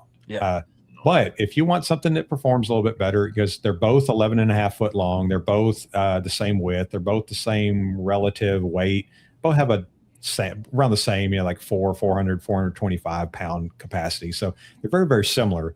But when you put them next to each other, people just always gravitate to that really high seat position, and the kayak is designed for that. So it's a great kayak. I love it. And then there's so many of them out there because they've been making them for so long that you could get them for $600, $700, and it's the same for $550. I was like, you got to be kidding me. That's a steal for a first time kayak. That's a different kayak at $550 than it is at $1,000. 100%. I love it. Love it. All right. Other questions I have for you. Let's start to get into some kayak specific. What do you think the biggest launch of 2026 was? Like the biggest success story? Like these are just kayaks that launched this year. The UMAX. Now I'll say this though, the UMAX, I don't know that they did the best job marketing it like they should have, because it wasn't something that just turned the industry over on its head. It's an upgraded unlimited. Yeah. 100%. So if somebody has an XTR, they're not going to switch to the UMAX. If somebody has the UMAX, they may not switch to the XTR. It's just there's not one over the other. It just fills a niche for the new canoe. For me, the selling point was I wanted more space and I wanted performance. It's hard to find a 13.5 foot kayak that is not 150 pounds or more, and it performs well. And you can do it. It is rated for 2 motors. So that is, you can do 2 motors on a lot of kayaks. This one is actually rated for it. So also rated for a 3 horsepower. Yes. And you can make the argument, you can technically put a lot more on it. That's just probably legally how much they're willing to go. So there's a lot of there's a lot of factors that go into that. Yes, you could probably put a 6 horsepower on there if you reinforce it enough, but they're not going to say that, because if somebody goes out there and doesn't do something right, and then they end up getting in a lot of trouble out there in the middle of water, they're saying, well, they rated it this. 100%. So, there's a little bit of liability that you could take in consideration there. And I'd probably be the same way, honestly. Why? Any thoughts there? I mean, I just from the fishing world, super interested in the Mimosa, but just want to get out there and see it. Yeah. I've been in one. It's interesting. If they can, it's a little loud. right? So I've come to the conclusion as a fisherman. I mean, I truly believe this. The louder the motor, you just spook the big girls, right? I mean, it is what it is. And so, yes, you can throttle down and paddle in and so forth and so on. But loud motors, I'm just not a big fan of them. I don't even like. I'm getting to the point where I don't like fishing around people that have super loud motors, and some of these things are freaking noisy. But we'll see. I think the Voya X is actually doing it right. I was at the Bassmaster Classic. I was in one, and they were sitting there listening to feedback, and you kind of didn't hear from them. I think they went back to the drawing board, and I think probably looked. I know some of the feedback we gave them. I'm seeing some of the new kayaks coming out, and they took some of that feedback, so they're listening to anglers, which I think is really. Imagine that. I know, right? And so it's like, okay, this kayak company might actually be doing it right. So we will see what happens there. We hope so. 160 live right now. If you have not yet done so, hit the like button. All right, getting a lot of comments over here about the Flux Jet.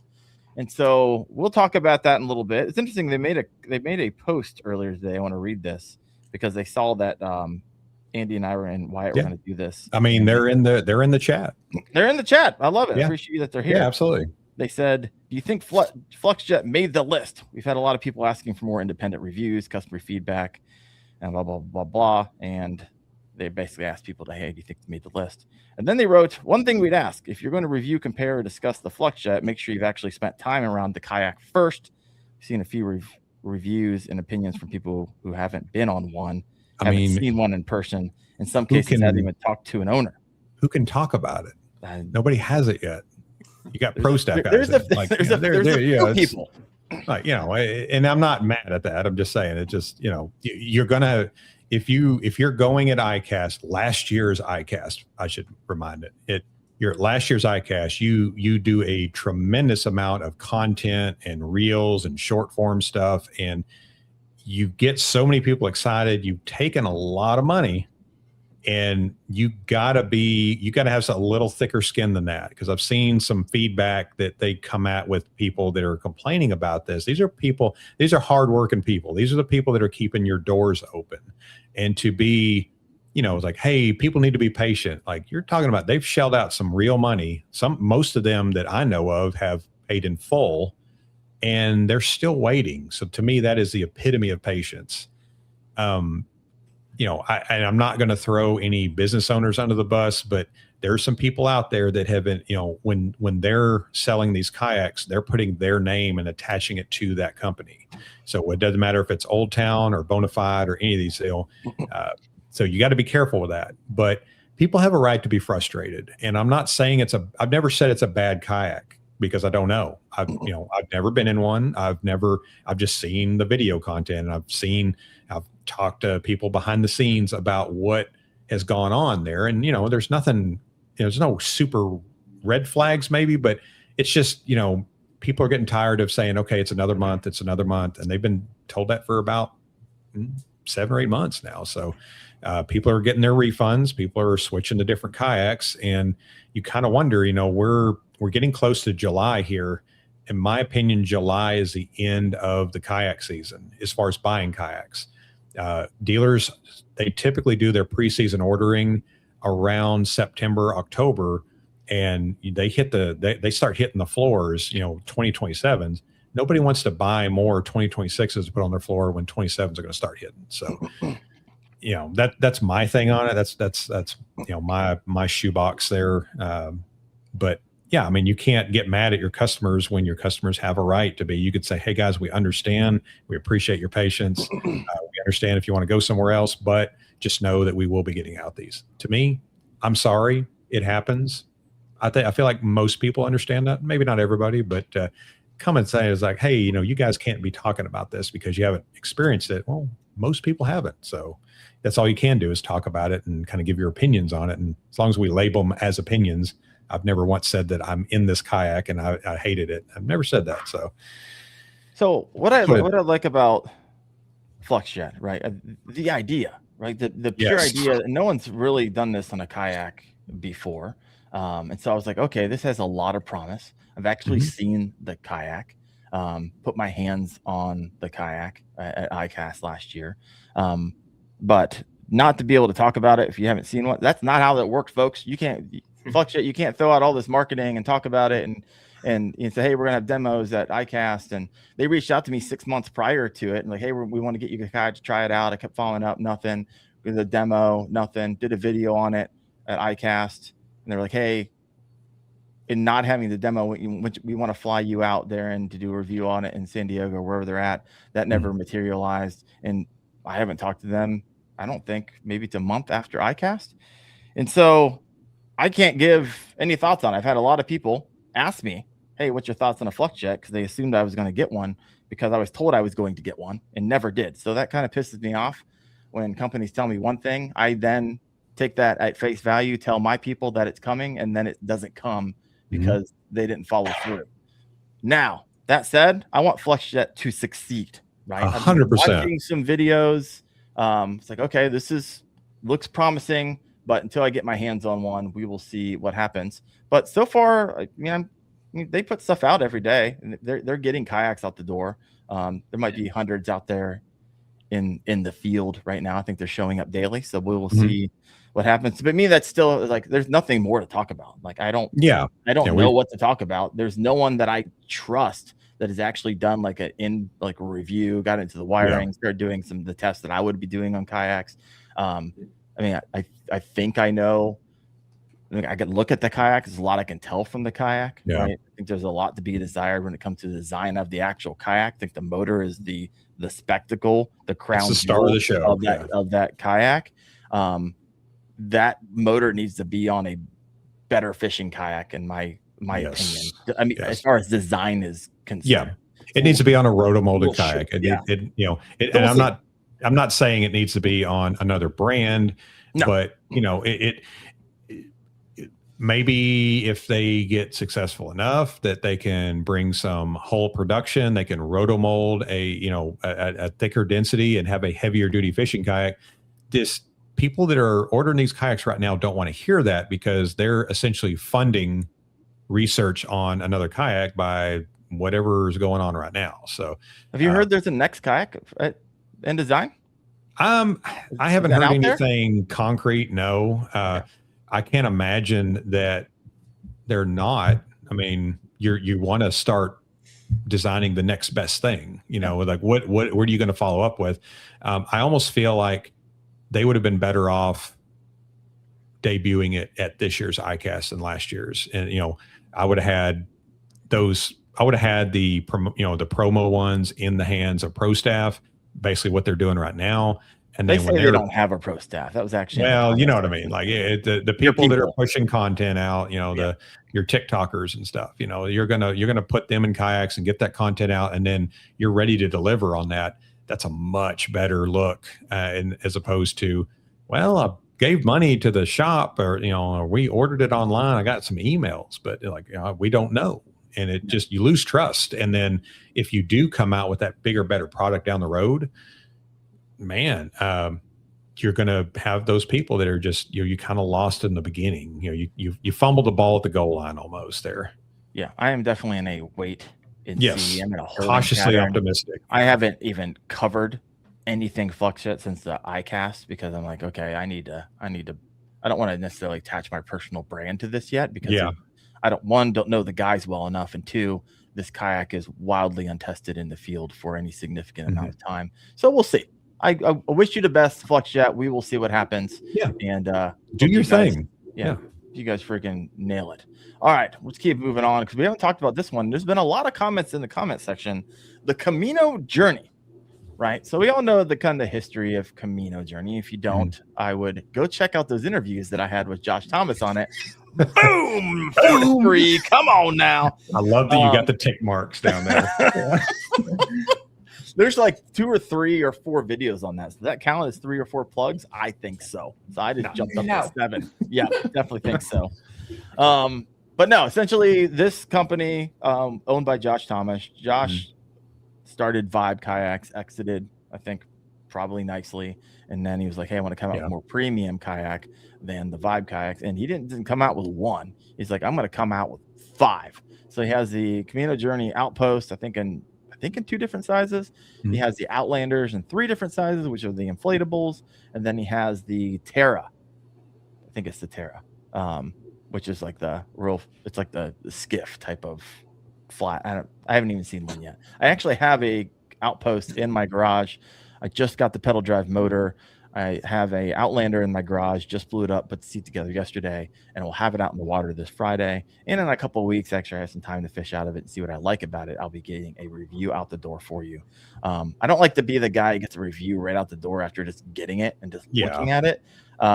So I'm always going to be late to the game while everyone else gobbles up the initial views, because I actually want to fish out of this thing and see, it takes a bunch of different nuanced fishing trips to be like, okay, this is what I don't like in this scenario. You can't do that with one trip out. You just can't. Sorry. So it's gonna take a hot minute for me to get out the door. But your thoughts on Camino Journey? Because I get this thing, I got it delivered by Eco Fishing, and I heard a lot of people have mixed this and that about it. It was like wrapped in carpet and then wrapped in plastic, came flawless. So I know that I think they recently moved over to like a white gloves delivery service. So I'm not sure if that happened between some of the bad experiences, but mine came and it came flawless. And with Eco? Yeah, with Eco. Yeah, it seemed like they at one point they were claiming like 99% damage free, and it seemed like the last probably year you just started to hear a lot more noise around that. So I if they've switched the service, that's good, because I mean, as much as I like to hate on online services, I mean, they definitely fill a need. Not everybody 100%. Has a paddle shop, within a couple of hours. So it's, but yeah, I mean, there's nothing more frustrating, and it's bad for the industry when someone gets into it, they spend some real money on that first kayak, and then they comes and it's just damaged. So they think they just get a bad taste of kayaking, not just a bad taste of that experience. So yeah, I will say the fit and finish on the Kajo, just by unwrapping, I was like, okay, this is everything that Josh said in those interviews is he actually did. So we'll see. I haven't pedaled the pedal drive. It hasn't touched water yet. Stay tuned on that. Any thoughts on any of that line? Any experience, any conversation? Yeah, I mean, I've been asked about it a lot. And again, I have no hands-on experience because there's just nothing around here that carries it. But the only thing that I always tell people, and it was the same thing when I get, stuff about FluxJet. This is early. This is like,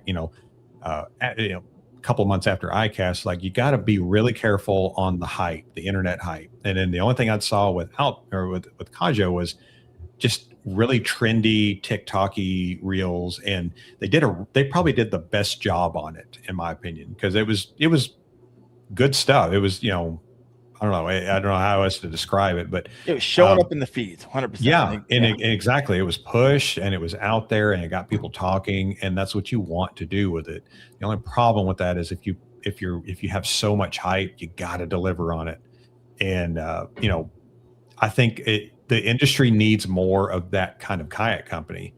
They don't need to be the number one, everything, but they need to be a quality brand at a quality price. Now, the Kajos are, I wouldn't call them premium price, entry level price points. So there comes some danger with that. If you're charging a premium price, no matter how good it looks, it's got to hold up, and you got to be able to get support for it, because things happen.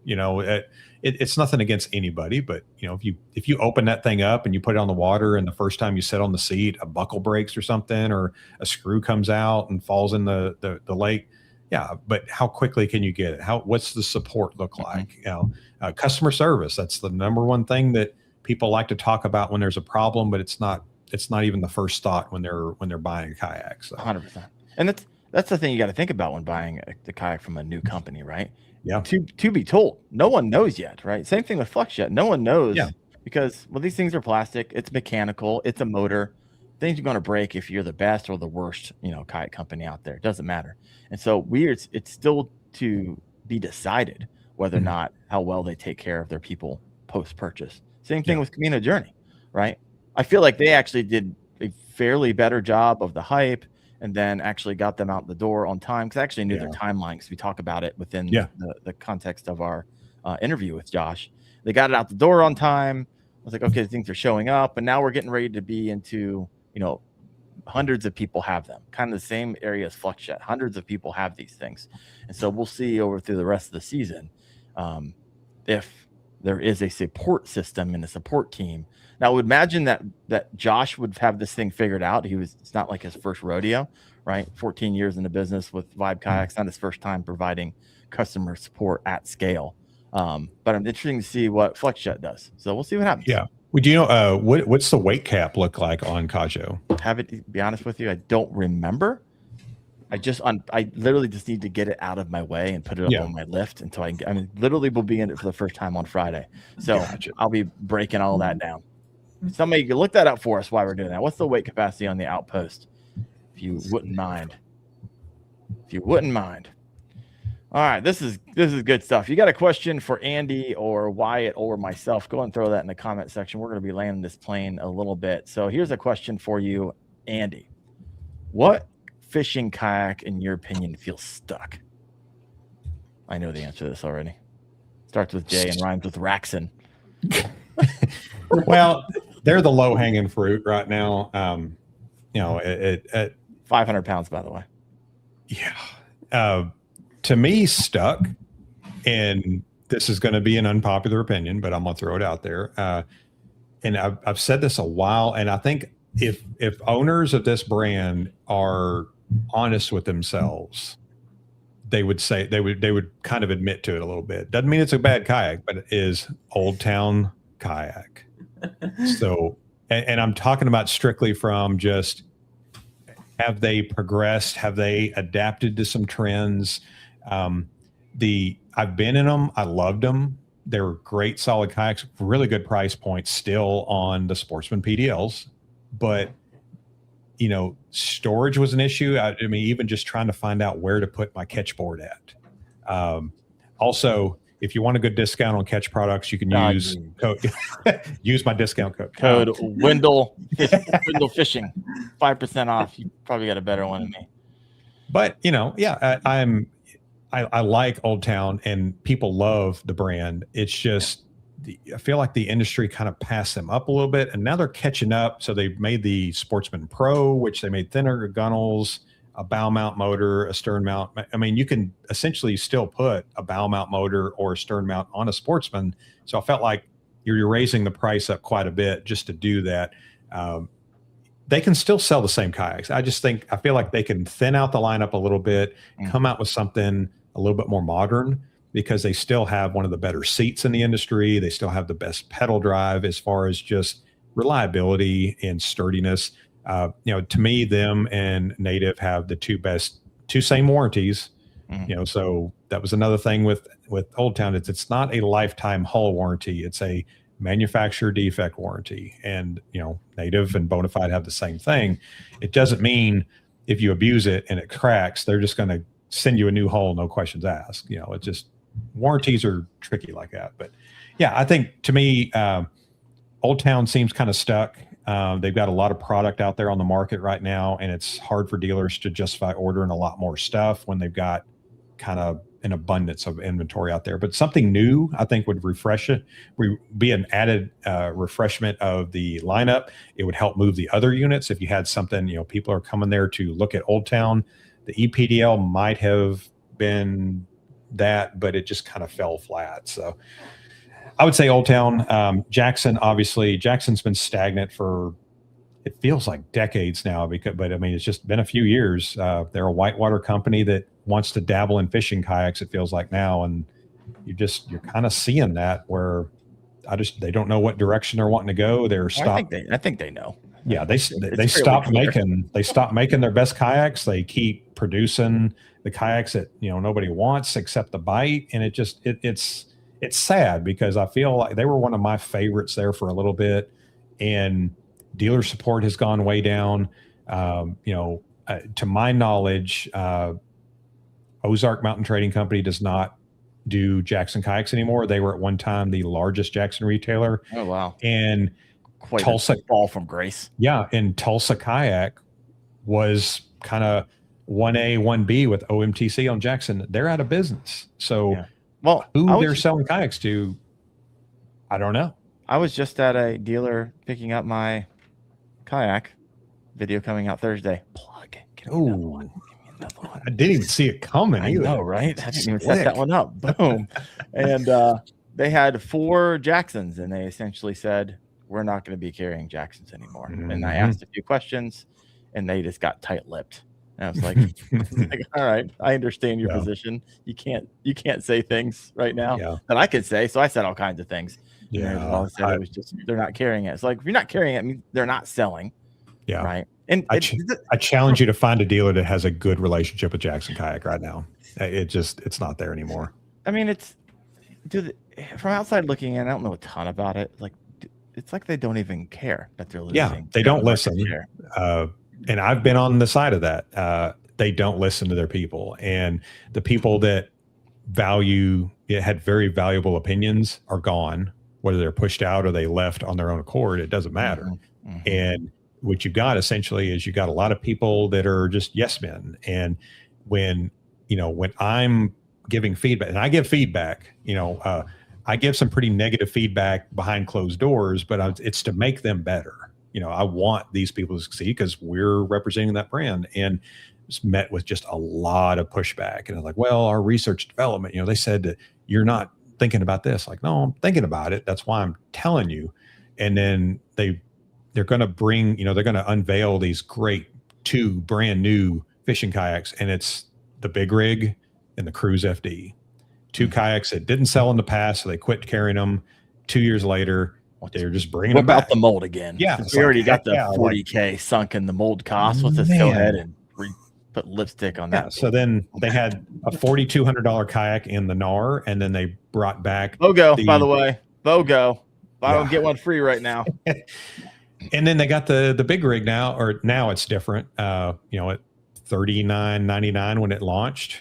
Now they come out with a 30% off. So they cut the price of their pedal drive kayaks by like 30%. Well, there's dealers that still have kayaks on their floor from the previous years that they're not crediting those any. So they're literally just they're punishing kayaks sitting on their floor. They can't get rid of. They're punishing the people that helped them grow, and it's not a good look. Wyatt, he took shots at Old Town. You gonna give him some hands? Come on. I mean, I didn't say anything wrong. Trying to figure out what I can say here. I mean, I'm I need to pick your brain. Apparently, you have some information in there. I'm on the phone with them every couple weeks. So hopefully we're gonna get the pond won't be stale for too much longer. Okay, they're not a stupid company either. They know what they're doing. They've been in it longer than most, and I'm not worried about Old Town whatsoever. It just the autopilot's getting a little long in the tooth. Yeah, and get a 55-pound motor in there. It just little things like that. You can do some modern features because the autopilot is what started the motor craze, in my opinion. So like, what, a motor on a kayak? That's ridiculous. And then now it's like everybody wants one. So Wyatt, what I loved about what you just told me is that you're on the phone with them every other week, right? So that's telling me this is a company that listens to their pro staff. Yeah, that's crazy. Wow. Novel idea. That's a novel idea. We did get a question over here. Right. That I skipped over, and I'll answer it. And of course, I'll let Andy, and I have a feeling he's going to answer it the same way. But the best customer service in the game, and it's New Canoe. Yes, by far. And then Big Adventures is a close second. 100%. Old Town is right on the heels of them, because I mean, if you claim to have a lifetime warranty on the hull, but people are getting shafted by the companies or the shops, you're going to hear about it. You never hear about that. Mm-hmm. So they're taking care of their people. They're listening to their people, which again blows my mind, because there's people fishing in kayaks and they may have some really good input. And sometimes you can be a little too close to the light, so you don't see some things, and you'll get somebody that they've never kayak fished before and they took it out once. It's like, this would be kind of neat if we did, we had this. I'm like, oh, I didn't even think about that, because I'm so focused on, the angles and the mold and getting, so listening to your people is just blow your mind concept. And pro staff that actually give good feedback. So that was another thing. Pro staff, there's good pro staffs, and there's pro staffs that just come to their free boat and you well, don't get they're much out of yes it. men because they don't want to jeopardize Exactly. their pro staff deal. Yeah. And so there's Yeah, a you conflict of interest there sometimes. You Right? got to keep that 10% discount, but yeah, there's some very valuable feedback because I mean, you want feedback. If I'm a company and I'm designing something like that and I'm wanting to charge the money that it, a little bit above the cost that it takes to design and test and do all this stuff. Yeah. I mean, I want people to tell me maybe some stuff I don't agree with, but you got to have that feedback. You got to have that pipeline of like, hey, this thing sucks. This is going to, it happens. And then you go back to the drawing board. You just keep developing. It's got to wait a year. It's got to wait a year, but get the right thing out there because people remember that. We're still talking about the NAR for God's sakes. I mean, that kayak came out years ago and we're talking about the buy one, get one free deal. Yes. But it says, but that's a hell of a deal. You get 2 kayaks for the price of one. Use one for patchwork plastic. Exactly. One to get you out there, one to get Instead you of a little baggie. Yeah. You actually got to tow the other one. Get you a lighter, get you a little patchwork. Yeah, it'll get you there. It'll get you back. It comes with 6 repair kits. It's an adventure every time. Wyatt, I am curious. You hop on the phone with Old Town. You tell them you strike me as someone. You're like, you know what, I love the Old Town pro staff. If you kick me off of it because I said something you don't like, you're like, Wyatt strikes me as someone like, I don't care. If that's the reason. So whenever you do get feedback, what are these individuals on the other end of the phone? How are they receiving that? Or is it show, or is it like, okay, thank you, we're taking notes, we'll take this back to our team? Or is it like, okay, yeah, thanks Wyatt, appreciate your feedback again? It's taking notes because I'm not the only one. It's going against, there's a panel of people and they'll call me, what do you think of this if we did this? What do you think of that if we did that? And do you see any pros, cons doing things this way? Do you like just the layout and stuff like that? And it's nice to get, it's the EPDL. I didn't get any questions asked about it, so it was kind of dropped on me, and I feel like we could have given a little bit different feedback had some questions been asked. But that's crazy. Yeah. Wow, it's weird. Oh, wow. There's a couple new people at the on the Old Town design team, and they're pretty open to feedback. Good. So what's the craziest thing you've discussed with them in the last couple of weeks? Go. 30 seconds. Go. Come on, Wyatt. Go. Spill it. Yeah, I got to turn that live off. Yeah. What's the new kayak showing up at ICAST? Yeah. Go. You gotta get some drinks and Wyatt there and get him to talking a little bit. Wyatt drink. I don't know if he does. We got to start if you're going to get that information out of probably. Speaking of ICAST, let's kind of segue the show. What's the biggest thing you expect to see at ICAST outside of urchin craze? What's in the context of kayaks? Obviously, I think you're going to see a bunch more weird inflatables because I think they're so easy to spin up.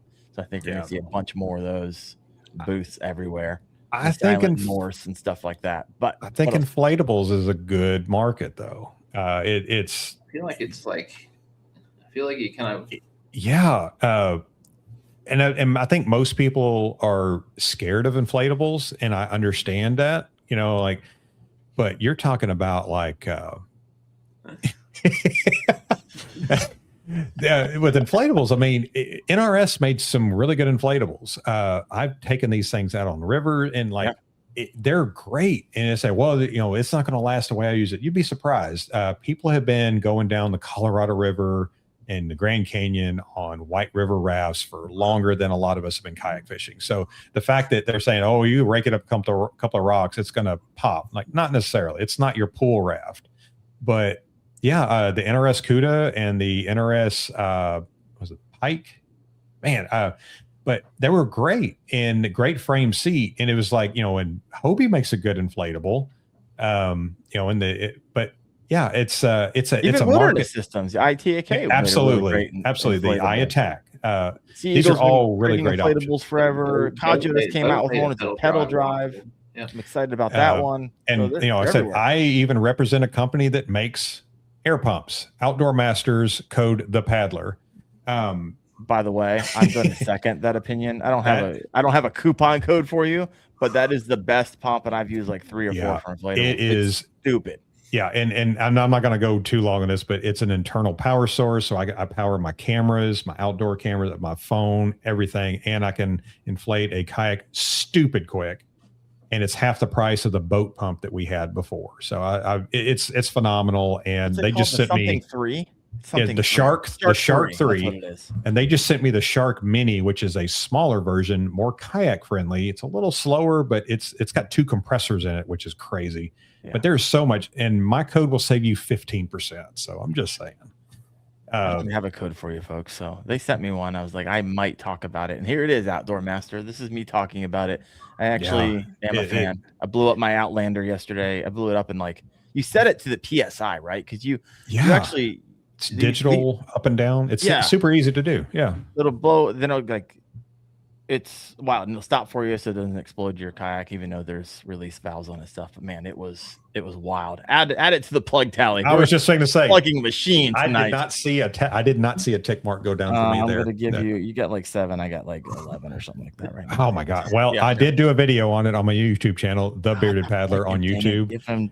You can also follow me on Facebook at Bearded Paddler, first name, last name. I'm going to get that at the end, so I feel good there. Yeah, And then you can also listen to me on Destination Kayak. Oh my gosh, podcast, wherever you get your podcast. Especially last week when I was on, by the way. Yeah. So you guys go check that one out. That's kind of a plug for me, so I'm going to count that. Great conversation, by the way. There's no shame in your game, Mr. Dill. No, well, over here. Yeah. Anyway, what were we talking about? We're talking about Old Town's coming out with an inflatable at ICAST, and Wyatt was just about and Wyatt was just getting ready to spill the details. By not saying anything. All right, we finally got him to give an answer. Inflatables from Old Town. Heck yeah. I actually know some things I can't talk about, but I'm pretty sure is going to be there. So yeah. Usually there's a company that usually always comes out with a new kayak at ICAST. Here's something that's interesting that I found out from being at ICAST last year, right? Some of the number 1 kayak companies in the business don't put in their kayak to the new to win an award, right? And they don't do this because they don't want it to get out and about and kind of get soaked in the media because there's media plays behind this. And so I don't know. And I looked at that. I'm like, okay, do I even look at the ICAST awards? No. If with any type of weight or gravitas, and I don't. I saw literally last year when I'm going through stickers. Are you kidding me? I think Busby put in stickers. You're just trying to win an award to post it somewhere for stickers? Come on. Yeah. I saw stickers, and I got not even all the kayaks are being represented. So FluxJet won. However, the Hammer wasn't even in the competition. So exactly things you got to take into consideration. Well, and what I remember the previous year it was the Tactical Pro from Wilderness won Best in Show, and the XTR was there. And it was I love that. It's and when you see it at a paddle shop, it's got the stickers on it. They lean into that ICAST Kayak of the Year. I was slow down a little bit there. Yeah, slow your roll. Yeah, I'll be calling that out this year very, very clearly, just to let everyone know, because it's easy to get caught up in the hype. You see them posting it, and they post it left and right and up and down, and they use it in their marketing materials for the next 6 months, and everyone kind of forgets. Wait a second. The XTR wasn't even, and we all know where the XTR is today. I think actually the pro staff guys have to get it tattooed on them somewhere that it was the ICAST Kayak of the Year to get that kayak. So yeah, it is what it is. But I mean, I get it. It's marketing at its finest, but it's kind of. I just wish ICAST just wouldn't do it personally. Just let people be secretive going into it, build it up. It's not like it sold more kayaks for Wilderness Systems than it wouldn't have anyway. It's an exciting looking kayak. Yeah. Same thing with the XTR. I mean, you don't need a fluff of an award or a certificate. It wouldn't surprise me if they didn't take it home with them. Like, okay, we'll put it in the warehouse or something. But they're there to show off their kayak. And to me, the ICAST it's a fishing expo that's kind of turned into a kayak, and that's a weird time to launch a kayak in July. that's a different conversation there, because what happens, Wilderness System and Bonafide, they get an exciting kayak in July. Well, you still got dealers trying to sell 2026 stuff. Yep. And then you got customers saying like, wait, this is coming out next year. I'm just going to hold off and I'm going to order this one. So they really need to do that in the, in the fall, or, in the early spring. But, right in the middle of the year is kind of a weird time to launch that great kayak, but everybody's doing it. So I'm not going to fault anyone for doing it, because if they don't do it, somebody else will. Yeah. All right. So here's a question for you. Bold prediction. What will everyone be talking about after ICAST? Propulsion. I'm not saying that off of any insider information. There's only so much you can do to a kayak hull. You're going to look at, the new kayaks coming out are going to be rigged a little easier, maybe set up a little bit, but to me, propulsion needs to be what people are talking about moving forward. Because right now we got the Minn Kota Tarova. We've got, that's really it. Without really modifying stuff down, people are still buying motor guides on Marketplace. I mean, there's kayaks that are made specifically for bow mount. I mean, I think when they said that they were doing away with with the motor guide, and then there was going to be a big gap there between when the new stuff was coming out, you kind of heard New Canoe specifically just kind of like, because they have kits that they literally sell on their website for that specifically. So, you got the Garmin, you got the Torpedo, you got the Newport. There needs to be some players in there, and there's some huge boat motor players out there. So I would like to see that. I mean, if Bassmasters is going to lean into kayak fishing, these other companies, they need to lean into it also, because there's a huge market. I don't think they realize that these aren't for the serious tournament anglers. These are for the weekend warriors. They're putting motors on kayaks. They're buying batteries, buying motors. They're rigging stuff up. They're buying the wire kits. Like, they're spending money on this, and there needs to be more competition, more price competitive stuff, more premium stuff.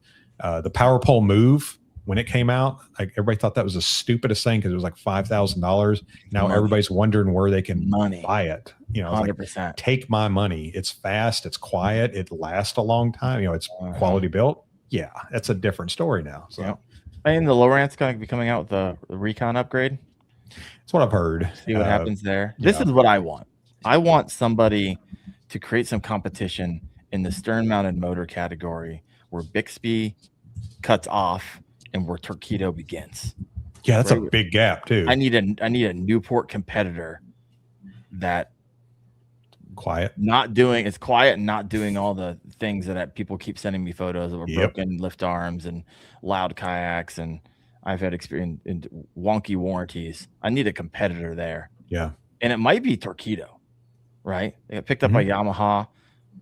They haven't really seen a whole lot of backing for it. So. Crazy movement, but it's like, my gosh, you guys have the money to really own that category as well and slide into it, and also provide a quality motor, because that's what I want to see. I don't think it's coming at ICAST, but but it's whether it does or not, like, we need it, and we need it.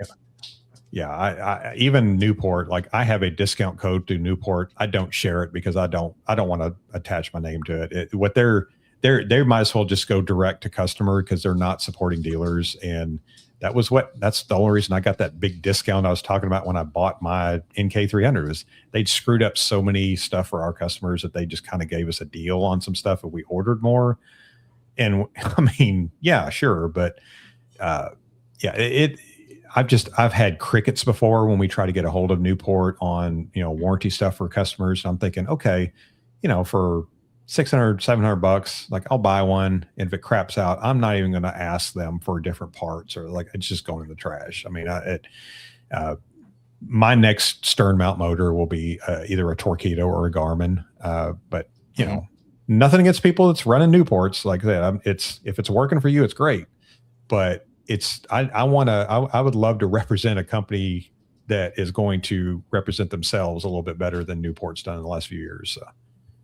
Yeah, no, 100%. I'm with you. I'm not a I'm not going to sit here and I'm not going to tear them down or anything. Try to tear them down, but you don't see me putting my name or promoting it. I bought one, and then I had the experience that I had, and then everyone around me keeps sending me their experiences because of that. was like, my gosh. All right. Yeah, and you can email them and get a discount code. So I'm not hiding anything there from anybody. I mean, a lot of discount codes. Yeah, they'll take anything. It's I'm friends with their some of their like top performing, like, I don't know, call them pro staff, but they had a team or if you posting, like I know I know more than the average bear when it comes to that.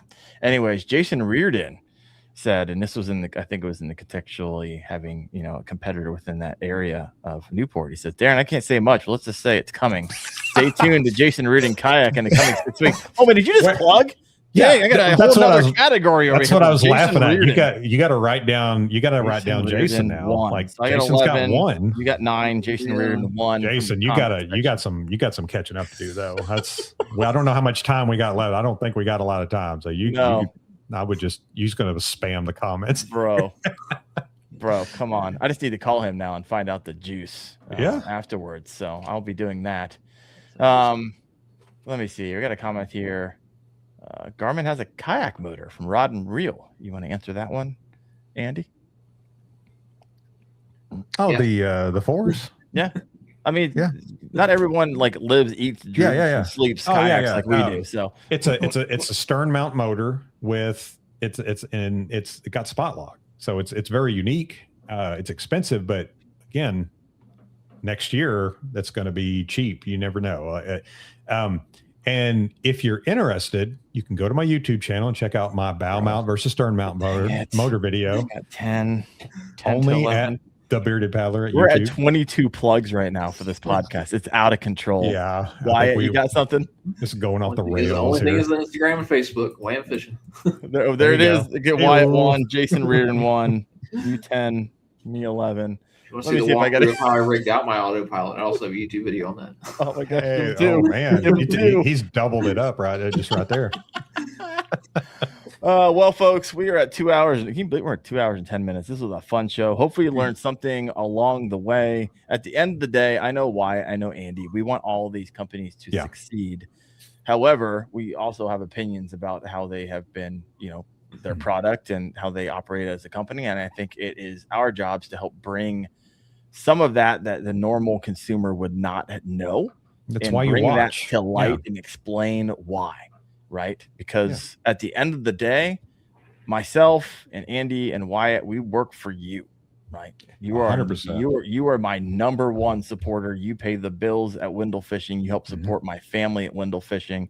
And there's not a company out there that comes remotely close to the support that we get from all of you guys out there. And so that's why we do things like this, to help bring a little peek behind the curtain to the industry that we love and we just want to do better, right? Yeah, because it's absolutely. It's great for everybody. So that's all I got, folks. I got a lot of comments over here. Sorry we couldn't get around to all of them, but feel free to reach out to Andy, myself, or Wyatt directly. We're on all the socials. But Andy, thank you for your time. Wyatt, you as well. And we see you next week on the Kayak Fishing Obsessed podcast at 8:30 p.m. Eastern. That's another plug. That gives me 12. I'm the winner tonight. See you guys next week. Bye.